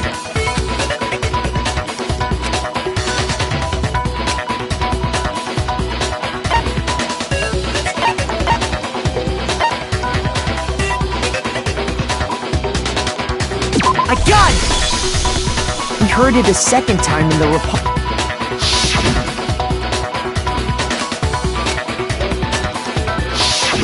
It didn't seem weird at the time, but it contradicts what Monokuma just told us, doesn't it? Exactly.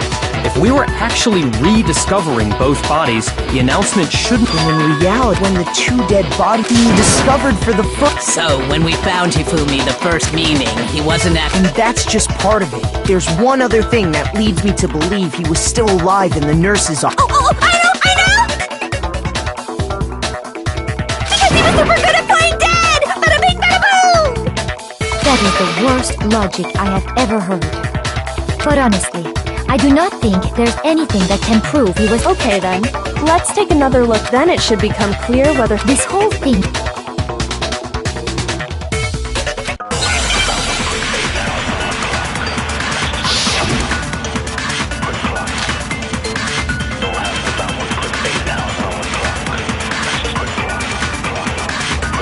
Well, here's one thing we do know. The first time we found Hifumi's body was in the nurse's office. And then, while me and Celeste were in the bathroom, his body disappeared. And the next time we saw his body, it was in the repository. But when you compare his body before we knew, and his body other than the change in how it was positioned, there was no notable difference. No, it's wrong!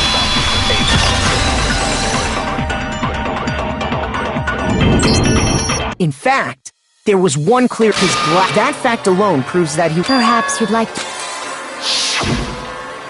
When we found Hifumi in the nurse's office, his glasses were covered with blood. But when we found him again later, they were spotless. And I found the.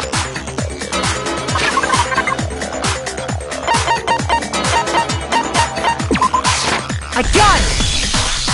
It was a glasses cleaning cloth featuring one look at the bloodstain on the cloth should make things clear. This piece of cloth was used to wipe Hifumi's glasses clean, and the mascot on the cloth is the same one that's on the digital camera, right? And whose digital camera was it? Hifumi's, of course. The character was Princess Piggles from Demon Angel Pretty Pudgy Princess, I think. I highly doubt anyone but Hifumi would have brought something like this to school. I see your point. And the only people here who wear glasses are... I wouldn't be caught dead using a tacky piece of garbage like that. A few tissues is all I need to keep my glasses clean. Then there's no question. It belonged to Hifumi. What I'm saying is, the blood on his glasses was wiped away using his own glasses cleaning cloth. Even if that is true, it does not mean he wiped the blood off himself. But who would benefit from a clean pair of glasses other than the glasses owner? That's a good point. And it must have been him, right? So let's assume that Hifumi was still alive in the nurse's office. He pretends to be dead. Then when he's alone, he wipes his glasses clean and he stands up and walks out on his own 2 feet. And with that, the impossible task of moving his copious corpse. But then, if he was just pretending to be dead, what was with all that blood? Was it paint or something?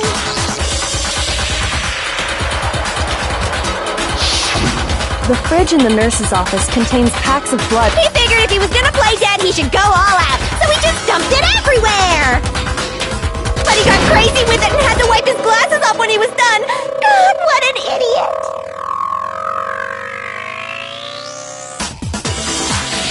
And if Hifumi was still alive at that point, the disappearance of Taka's body is easily explained.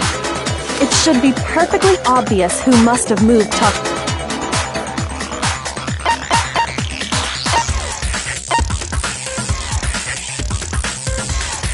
I got it! It could only have been Hifumi. While we were all gathered in the nurse's office, he went to the equipment room and took Taka's body. That also explains how the door to the repository... The door was locked? Well, after the bodies disappeared, we all went looking for them. So me and Sakura headed for the repository. But when we got there, the door was locked. And the repository door can only be locked from the inside, which means when Hina and Sakura got to the repository, someone was already inside. And it could only have been Hifumi, who just finished stashing Taka's body there. He convinced us all he was dead, and when he saw his chance, he dragged Taka's body to the So, Hifumi wasn't just another victim in this case. He was one of the assailants. But that means he took part in the murders. If you're having trouble, would you like me to show you one more piece of evidence? There's more. Oh, absolutely.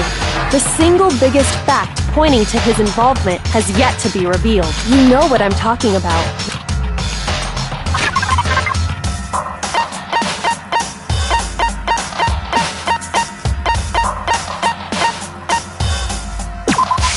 I got it! You're talking about the note Hifumi had hidden away, aren't you? Hidden note. That's right. We found it stuffed in his... What? Pants? Yes. Okay, well, forget about the pants for now. Take a look at what the note says.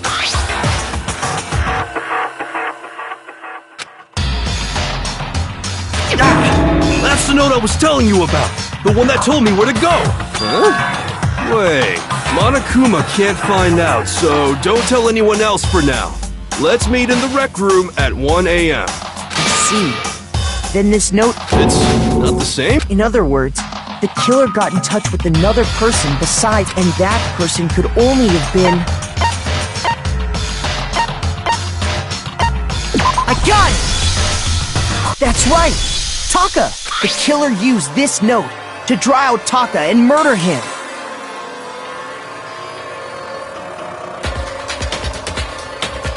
Hello? Over here! Objection! Objection!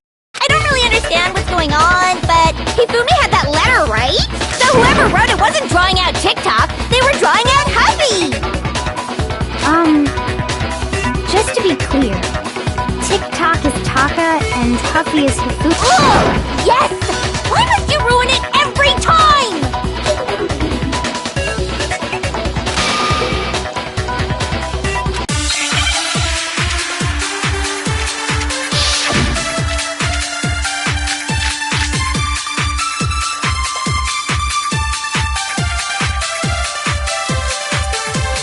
Huffy had the note, right? Then the person it was intended for must have been Huffy! But remember what the note said. What time did it say to meet? 6 a.m., I believe. The time doesn't matter! The note has nothing to do with TikTok! No, that's wrong!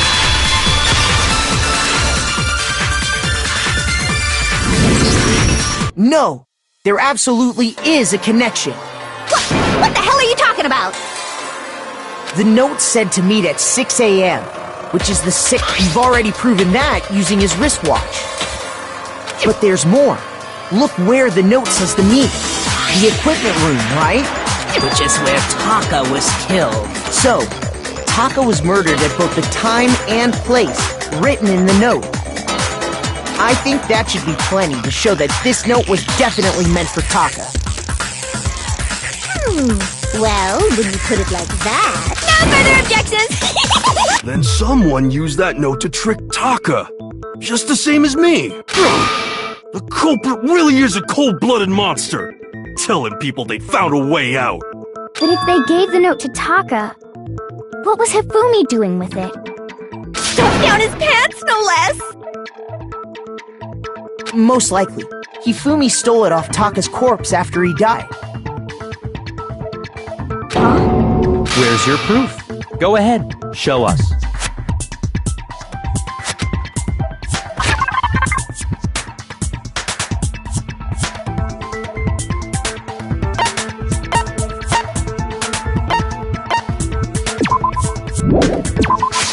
I got it! When I searched Taka's body, I saw that his lifeless hand was gripping a small scrap of paper. If I'm right about this, the sheet of paper this piece came from is... I knew it! It fits perfectly with the note we found hidden on Hifumi. Then Taka's scrap and Hifumi's note. Yup, they're from the same piece of paper. Hifumi had the note meant for Taka, while Taka's corpse still grasped a small piece of that note. There is only one way to explain it. Taka died clutching the note. Hifumi tried to free the note from his death grip, leaving behind only one small scrap. Did I get all that right? That means Hifumi knew the note was important. Exactly, which proves that he was an accomplice in the murder. Whoa. Yeah. After seeing all this, Hifumi was super involved in this whole thing for In fact, he was behind the whole thing! In fact, he's still alive! Sorry, no. When we found him in the repository, Hifumi was truly and completely dead. The second body discovery announcement proves... So then, who killed Hifumi? Whoever did is the mastermind, the true killer. He was killed in the repository. So he must have been killed not long after transporting Taka's body. So, he must have been killed after Taka's body vanished, but before we found both bodies in the repository. During that time, we'd all split up and were searching for Taka's missing body.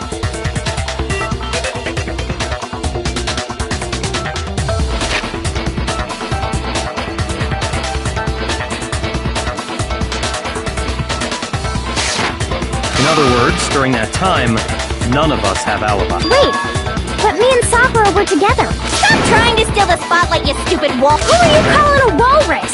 Anyway, when they were killed bothers me too. But there's something that's been bothering me even more. And what might that be? The weapon they used to kill Hifumi. The weapon? Yeah, because of course, the way Taka and Hifumi were killed was almost the same. But Justice Hammer 3 and 4 were still laying around in the nurse. So if Hifumi was killed in the repository, the culprit would have had to grab one of the hammers, then put the hammer. But wouldn't that... I'm surprised. It seems there's some semblance of a brain knocking around that skull of yours after all.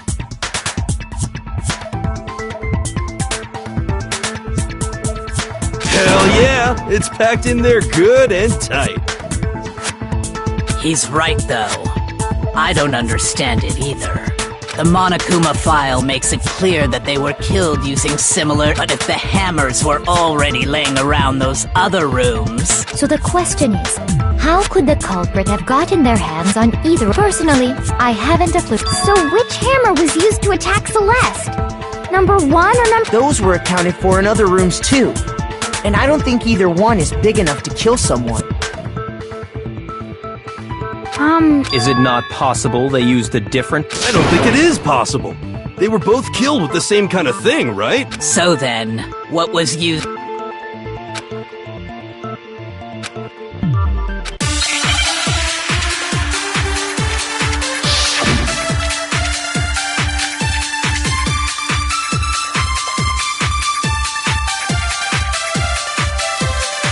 What was used to kill Hifumi?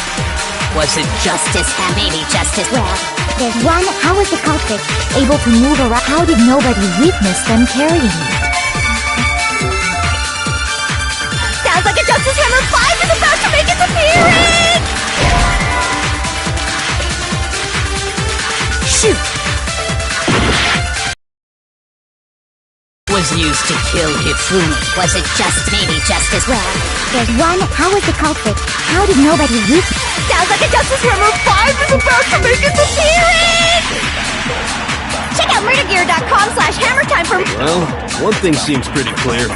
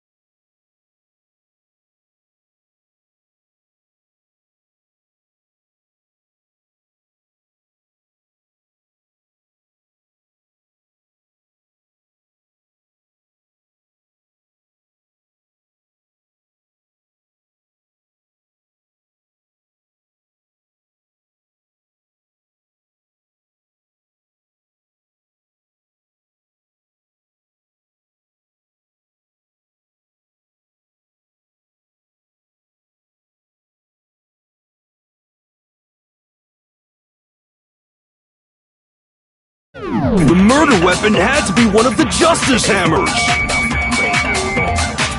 And... No, that's wrong!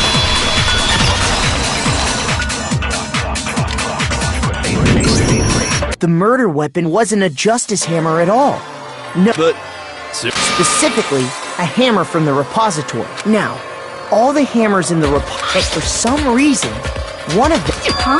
And the reason it had been scrubbed, if the hammer got covered in Hifumi's blood, of course they'd have to clean it off. I'd also like to point out that the repository has all kinds of hammers. Big ones, small ones, and even some flat, mallet-like ones. I think whoever made the Justice Hammers used those as a basis for their design. If that's true, that would explain the So Hifumi moved Taka's body to the repository, where someone then used a hammer to kill him. And whoever did that is the true killer. The one Hifumi was working with. And the one who betrayed him. Hold on a moment. I still think it's strange to assume someone was working together with him. The way the graduation rule works, there is no benefit to helping someone else. So the idea that anyone would work together like that is simply ludicrous. We talked about this, did we not?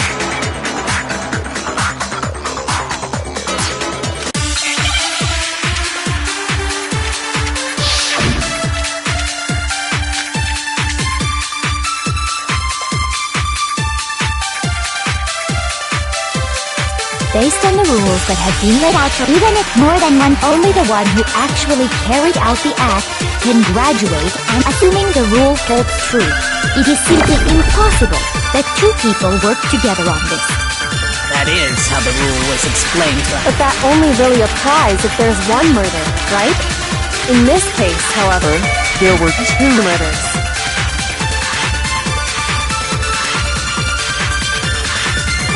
Based on the rules that have been laid out, even if more than one, only the one who actually, assuming the rule holds true, it is simply impossible. That is how the... But that only really applies if in this case, however, there were two murders. Based on the rules that have been laid out, even if more than one, only the one who actually, assuming the rule holds true, it is simply impossible. That is... But that only really applies in this case, however, there were two murders. Shoot! Based on the rules, even if more than one, only the one who actually, assuming the rule holds true. That is... But that only really in this case, however, there were two murders. Based on the rules that have been laid out for us, even if more than one person is complicit in the murder, only the one who actually carried out the act can graduate and survive. Assuming the rule holds true, it is simply No, that's wrong!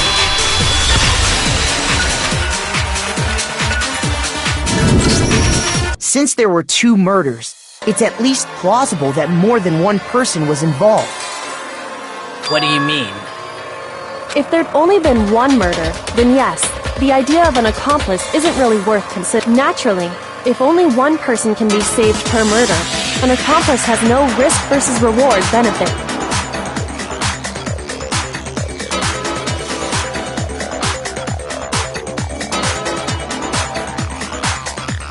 Risk versus reward benefit?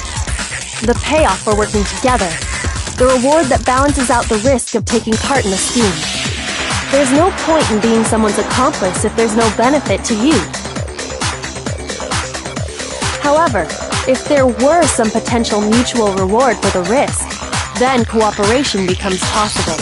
You're saying that two people could act as each other's accomplices to commit two separate murders. I think that's what the true killer told Hifumi. They would each have an accomplice for their crime. And based on the case's events, Hifumi would have been the first one to act, murdering Taka. They made him carry out the first murder so he couldn't back out of helping them later on. So in this case, there wasn't one single person committing multiple murders. Instead, each person killed someone, creating two separate incidents. And it only looked like a single suspicious individual, a similar weapon used in each crime, disappearing bodies. By creating one seamless set of circumstances, they made it look like one person was behind it all. The mastermind picked their target and managed to convince him to go along with their plan. And then, to avoid the no accomplices rule, they simply killed their accomplice. Which, if true, means that betraying Hifumi was part of the plan from the very beginning. That's just awful! How could anyone be so cruel? You think so? I can't help but admire its cunning. Still, their choice of accomplice seems odd.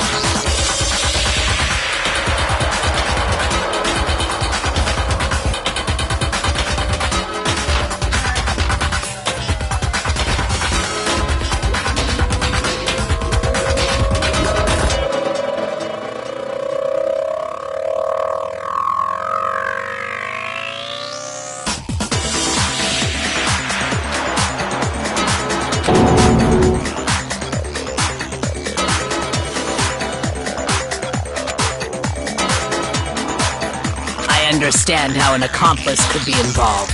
But then, who was the one pulling Hifumi's strings? That's problem numero uno right now!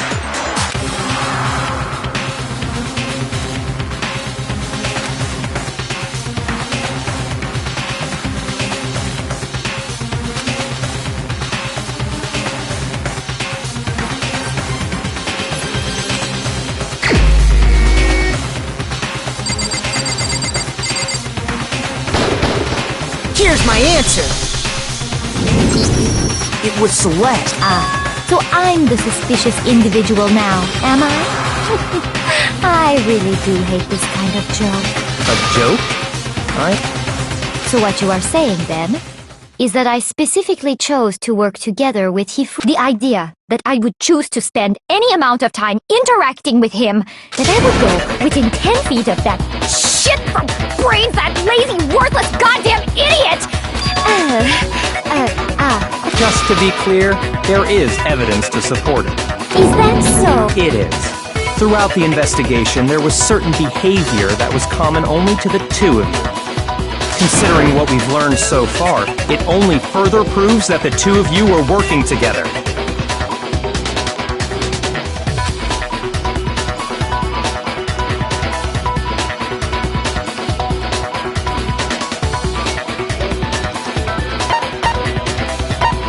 I got it!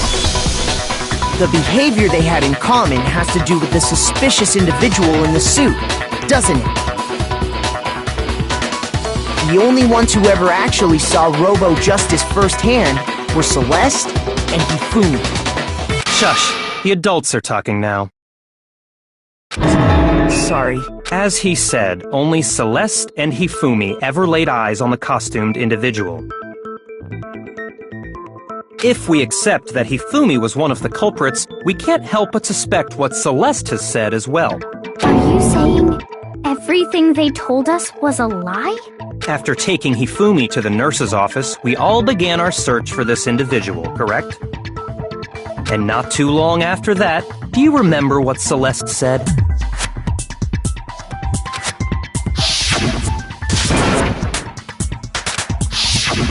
We headed to the second floor specifically because of what she claimed to have seen.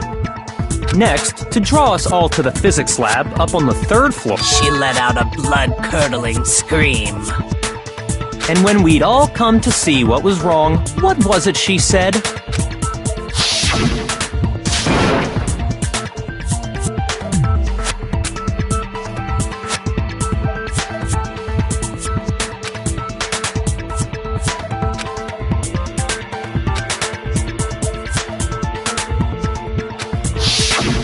Once she'd done her job of getting us all up to the physics lab, it was time for her partner to get to work.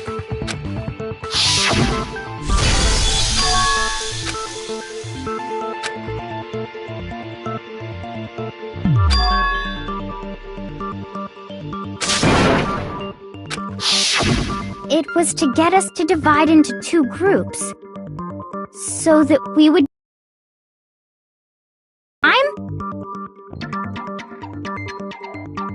In fact, Celeste was precisely the one who proposed that we split up.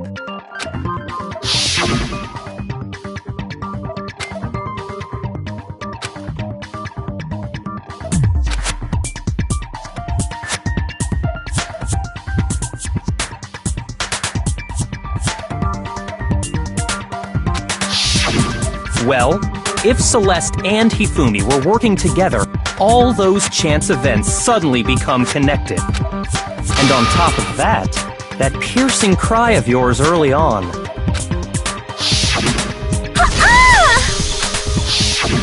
That was to signal Hifumi, wasn't it? It was your way of telling him, we're on the 3rd floor. Everything's going according to... Why else would you let out a scream that could have carried across the sea? I just realized another strange thing. When we found Hifumi in the nurse's office, who we now know was only pretending to be dead,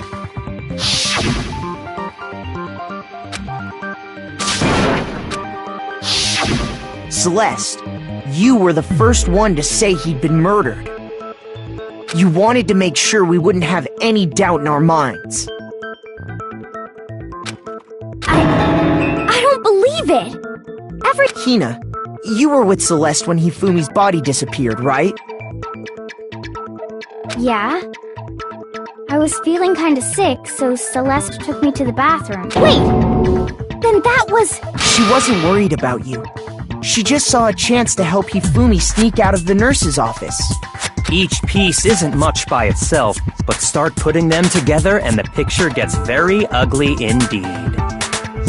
Wouldn't you agree, Celeste? I have no idea what you mean. Don't bother trying to deny it. You made one fatal mistake. Oh, did I? I didn't even catch it myself when you first said it, but looking back, I can say that one little slip-up was your undoing. I'm talking about what you said after Hifumi's body disappeared and we returned to the nurse's office.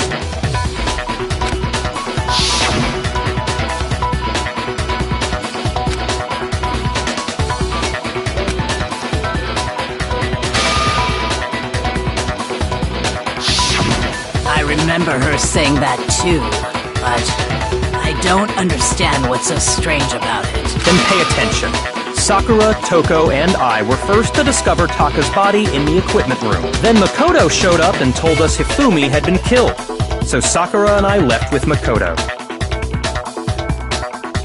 Once we were in the hall, we ran into Celeste, and the 4 of us headed to the nurse's office. Now, the entire time we were together, none of us said anything about Taka being dead. Think about it. Celeste's comment doesn't make sense. It was completely out of place. Yeah, I see what you're talking about. Although I don't really get what it means. You hear that, Celeste? Everyone's having some trouble understanding. Could you repeat? If you're really not the culprit, you shouldn't have any problem repeating.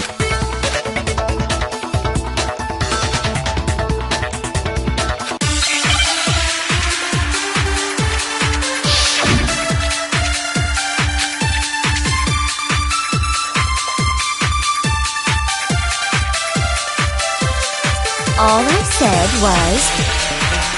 They must really be enjoying this. Enjoying the sight of us standing around, frightened and confused. They must be positively elated. We are all going to die here.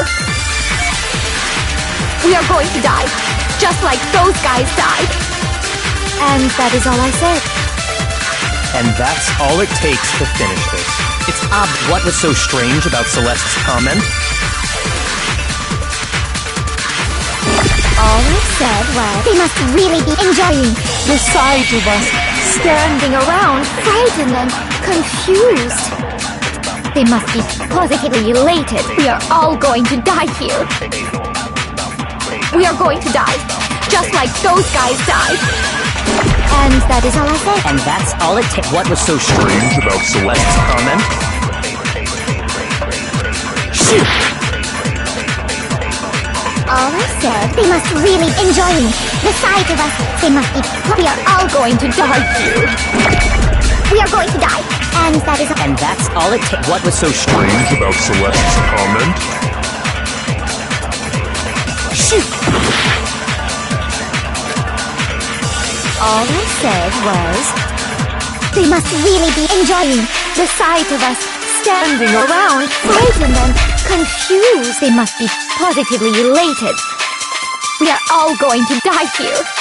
We are going to die. And that is... And that's all it takes. What was so strange about Celeste's comment? Shoot!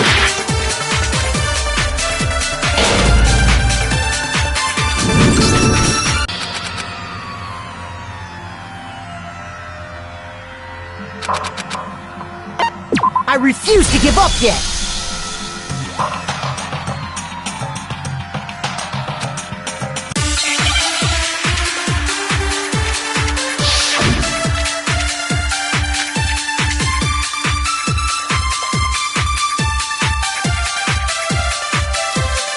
All I said was... They must really be enjoying the sight of us standing around. Right? They must be positive. We are going to die. Just like those guys died. And that is all... And that's all it takes. What was so strange about Celeste's comment?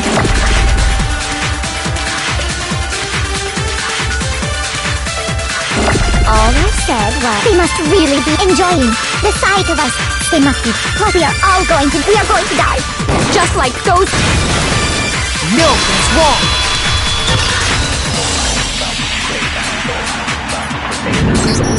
That's right.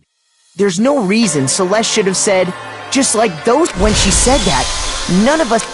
Exactly. So there was never any chance for her to have... So how did you know, Celeste? How did you know more than one person had been killed? And how did you know they were both guys? Because Kyoko had also disappeared, right? So she could have been dead too. You all have such vivid imaginations. You know that? Imaginations? You claim that I was lying when... Then what about the picture I took? How do you explain this picture of the costumed villain dragging Hifumi away? It has to be some kind of setup, so let's put the suit on. And then she used the camera's timer to... Have you so quickly forgotten? You are the only one who could have possibly fit into that suit. Plus, I happen to know that this particular camera does not have a timer. In other words, it is an unassailable fact that this is a picture of Hifumi being dragged away. If everything I told you was a lie, how can this picture exist? Simple. Are we sure that's really a picture of the suspect dragging Hifumi away? What could you possibly mean? Surely there are other explanations than the one... No, there is no other explanation.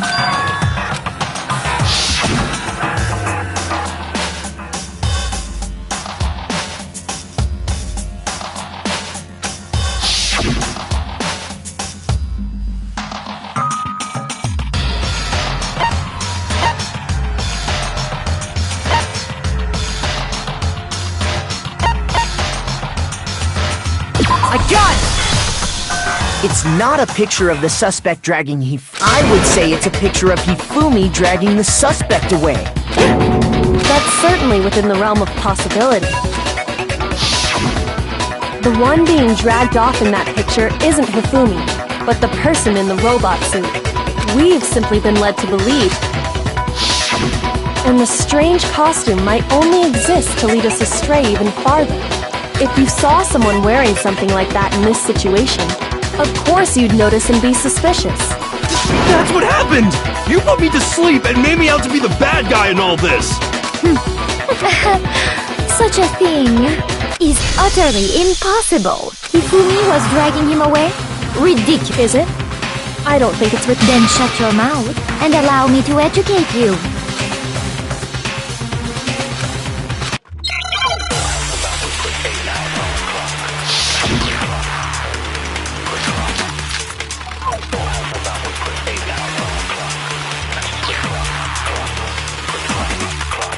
Dressed me up in that suit after I passed out.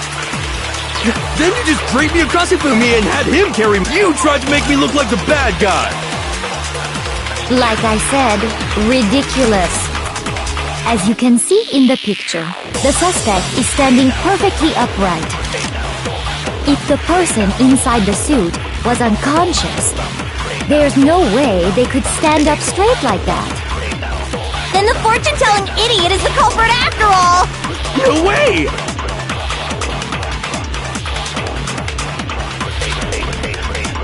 You dressed me up in that suit after I passed out. Then you just draped me across Hifumi and had him carry my weight. You tried to make me look like the bad guy. Like I said, ridiculous. As you can see in the picture, the suspect is standing perfectly upright if the person inside the suit was unconscious.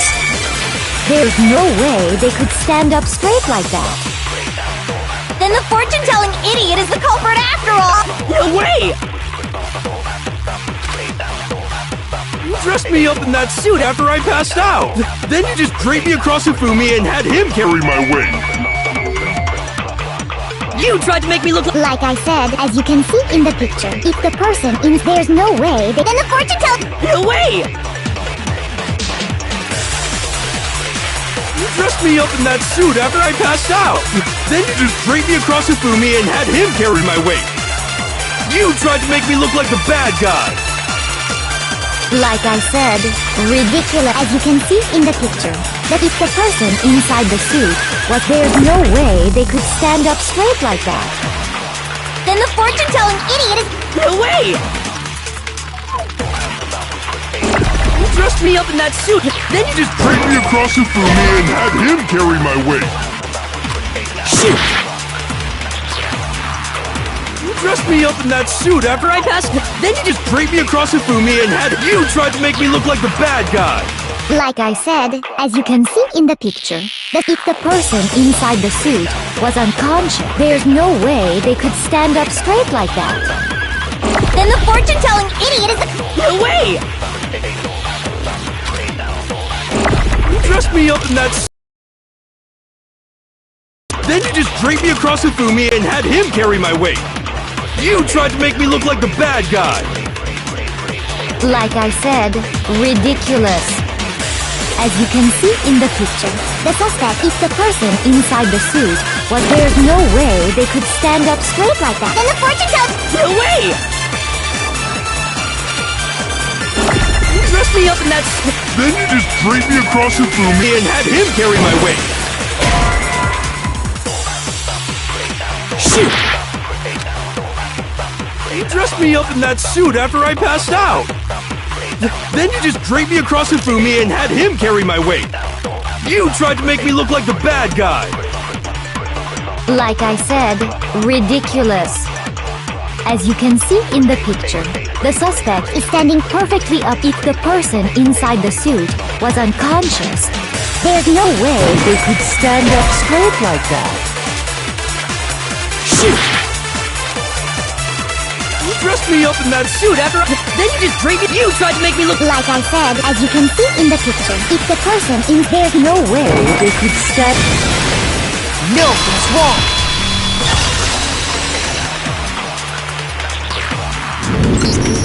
No, because that Robo-Justice suit...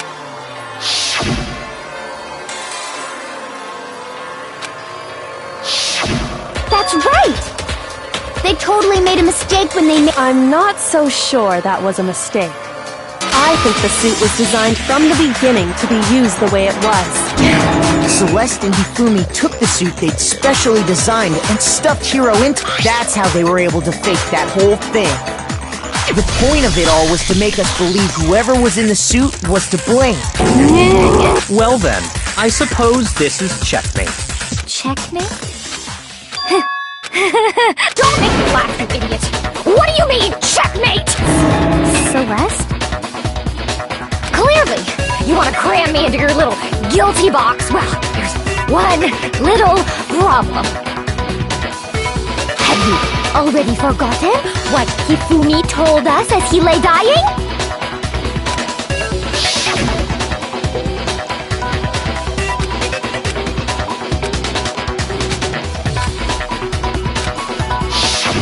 When we asked him who had attacked him, his answer was quite clear, was it not? He said, and I quote, Yasuhiro. In other words, Yasuhiro Hakakure! Wait, but my name isn't really Yasuhiro. It's actually Taro. Your confusing statements don't make any sense. You're only making things more complicated. He did say Yasuhiro. But are we sure he was really What the hell are you talking about? I'll burn you alive! Kyoko, what do you... Think back to how Hifumi used to talk to us. How did he refer to each of us?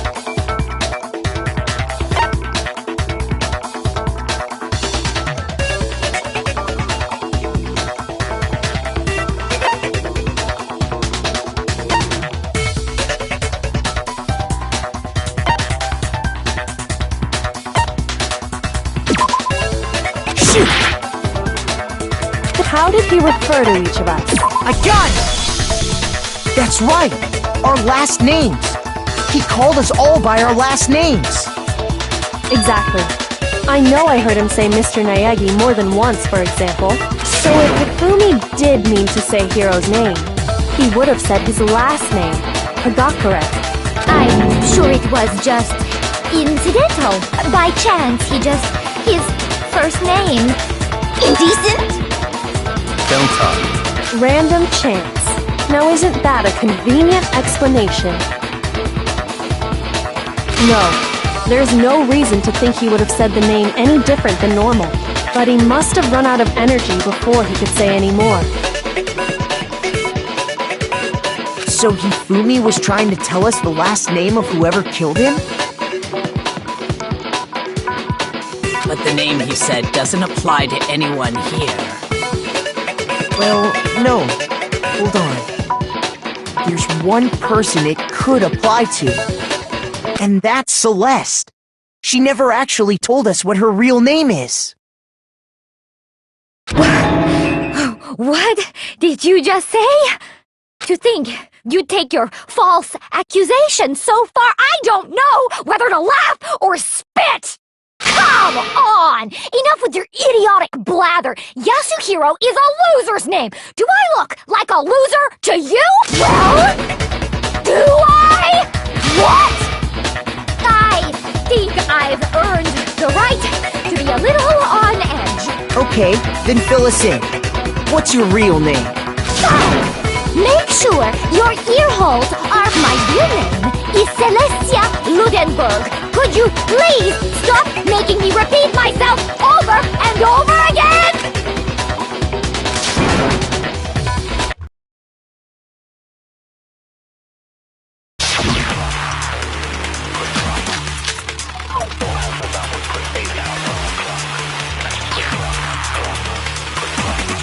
Hifumi was trying to tell us something.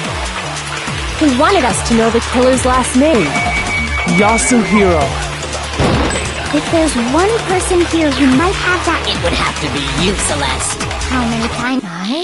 No. Celestia Ludenberg! God damn it! How long do you plan to go on pretending? I'm not pretending. It's the truth. And since you have no way to contradict me, No, he's wrong.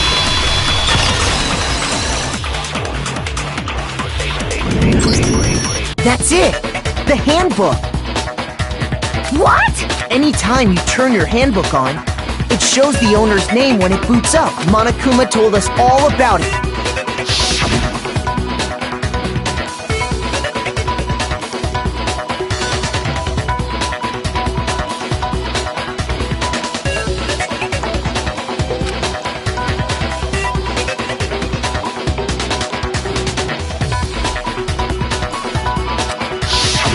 So all we have to do is check her handbook, and that'll clear up everything. That's how we can find out Celeste's real name. That's an invasion of privacy. Celeste, can you please just tell us what really please? Even when I'm put in check, it's just my nature not to give up. Because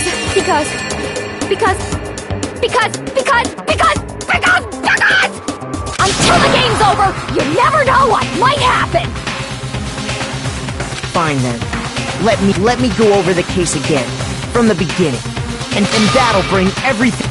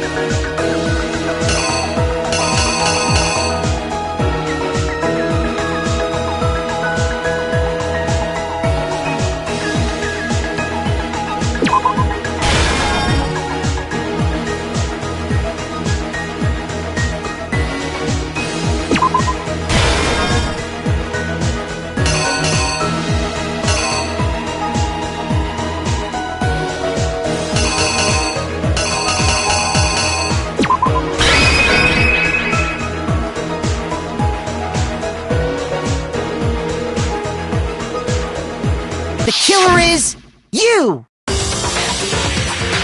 Before anything, the killer persuaded someone to help carry out the murder. And that person was Hifumi. With an accomplice, the killer was able to execute a number of otherwise impossible schemes.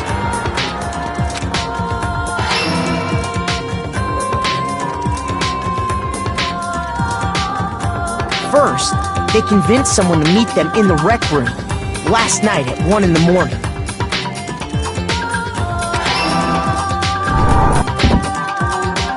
That someone they met with was Hiro. The murderous duo intended to pass Hiro off as the prime suspect. So when they met up with him,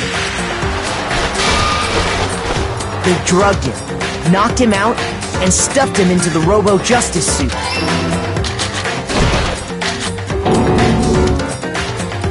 Next, Hifumi positioned himself to make it look like Robo-Justice was attacking him, while the killer used a digital camera to take pictures of the assault. They did all this just to create evidence that would put the suspicion on Hiro. When they were done with him, they shoved him, still unconscious, into the pool room locker. And then finally, at 6 a.m., they moved into the murder phase of their plan. They called Taka to the equipment room.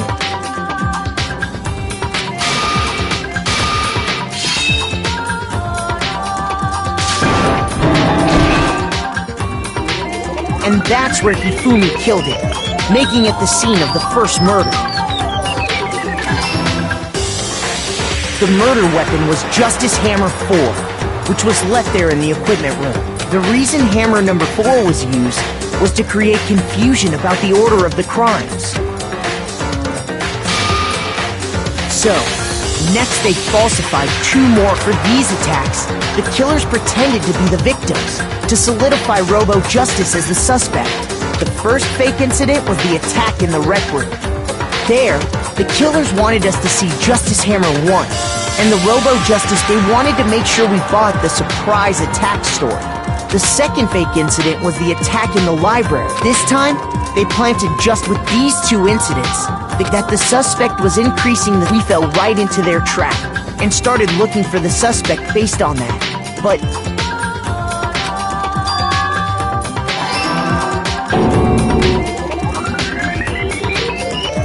while we did that, we left Hifumi alone in the nurse's office.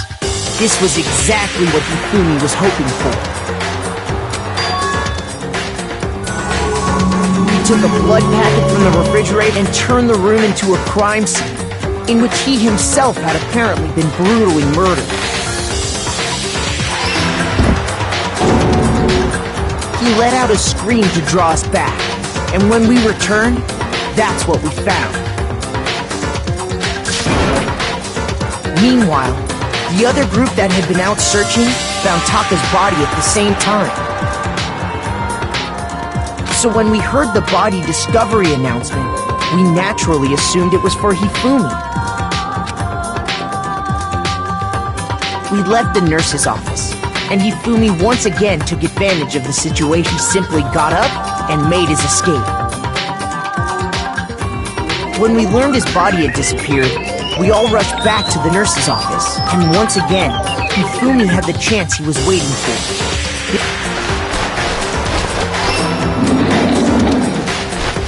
He wrapped Taka's body in a tarp and used the dolly to move it all the way down to the repository. That explains how each of the bodies. But even Hifumi didn't know what the true killer had in mind for their final act.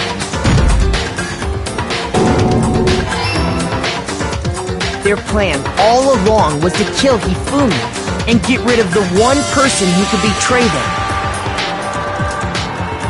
And they did it using an ordinary, everyday hammer from the repository.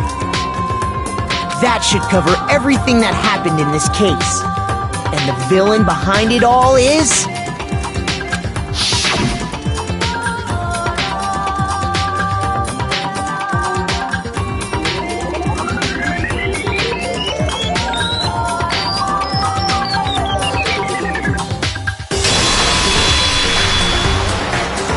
Celeste! Sorry.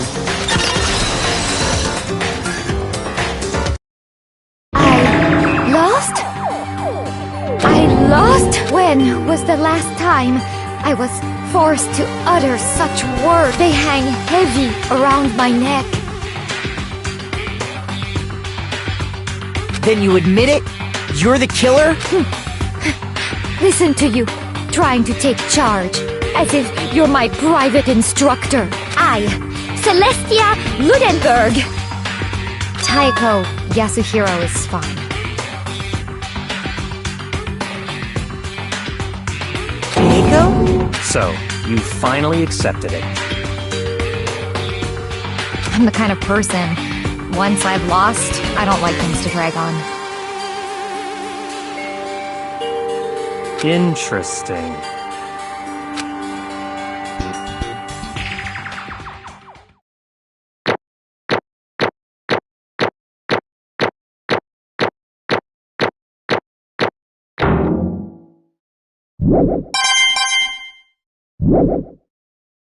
Okay, Monokuma. I'm ready to begin.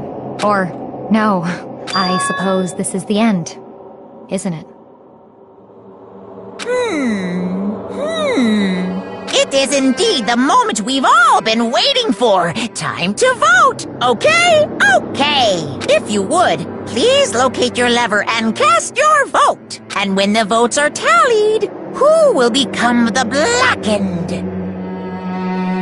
Will you make the right choice or the dreadfully wrong one? What's it gonna be? What's it gonna be?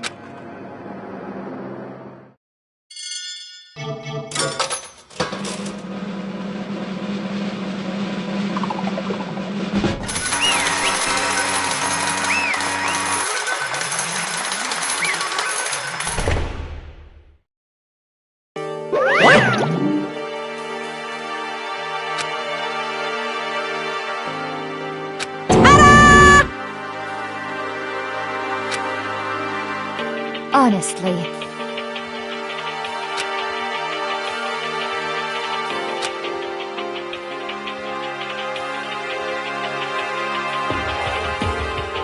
I knew it.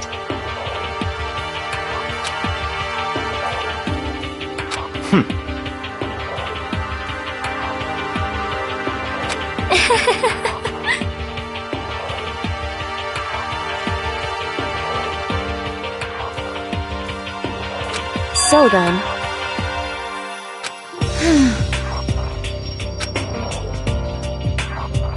Indeed.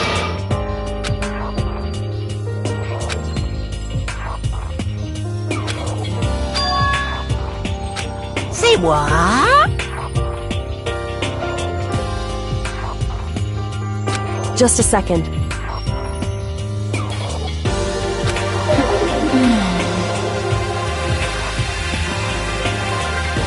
In other words...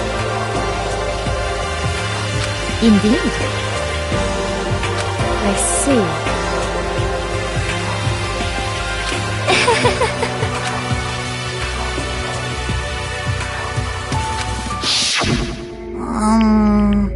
Actually...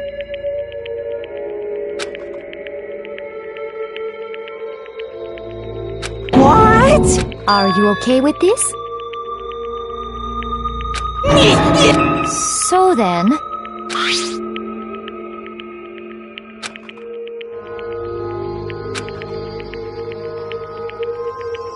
Damnation!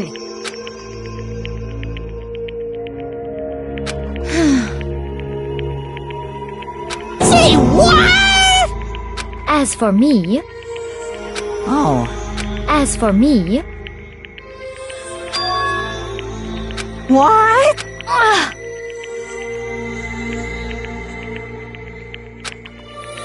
Damnation! Say what?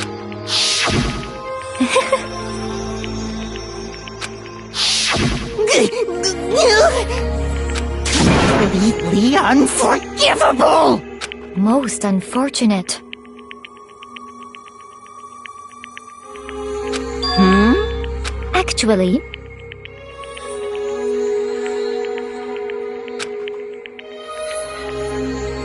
What?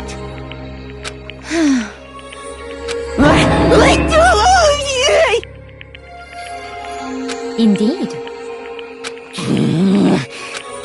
Completely unforgivable. Honestly.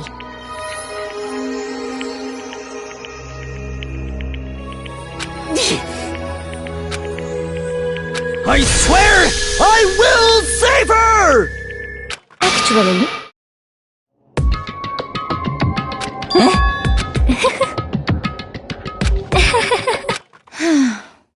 Hmm?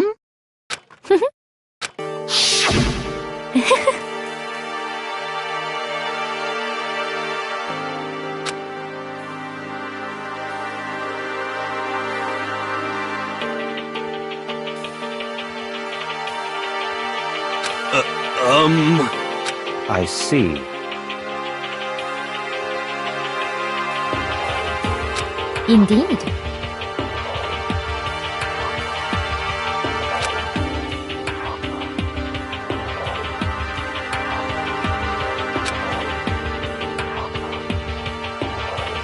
But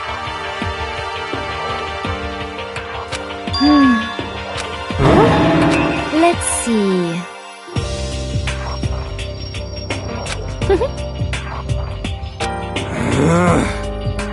Well,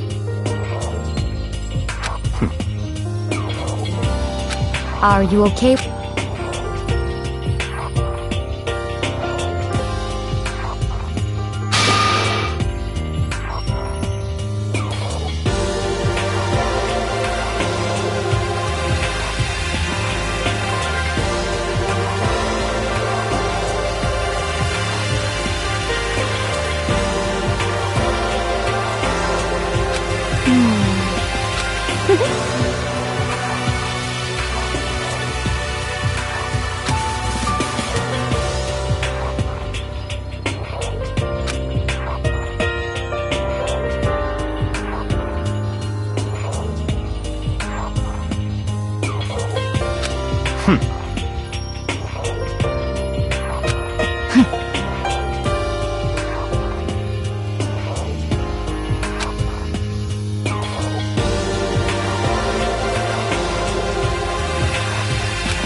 so in the end, What the heck? Well, don't be mean! I wonder about that.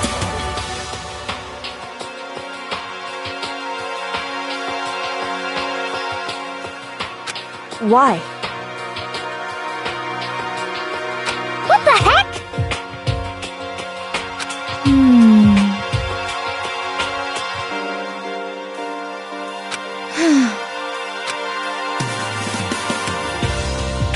But You little bitch! Hey! You little bitch! This is fine.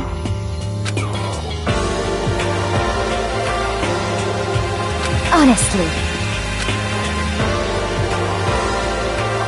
As for me, isn't it wonderful?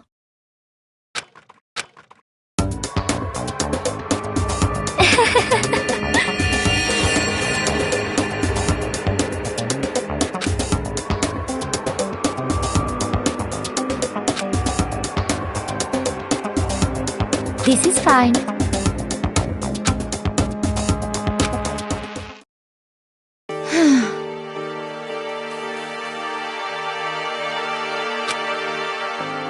There is nothing to be done.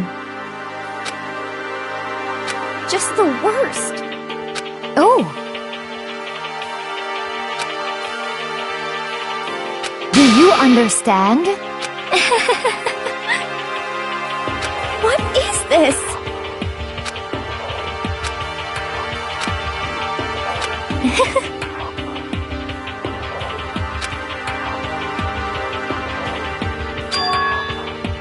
Yes, indeed. Isn't it wonderful? Hey.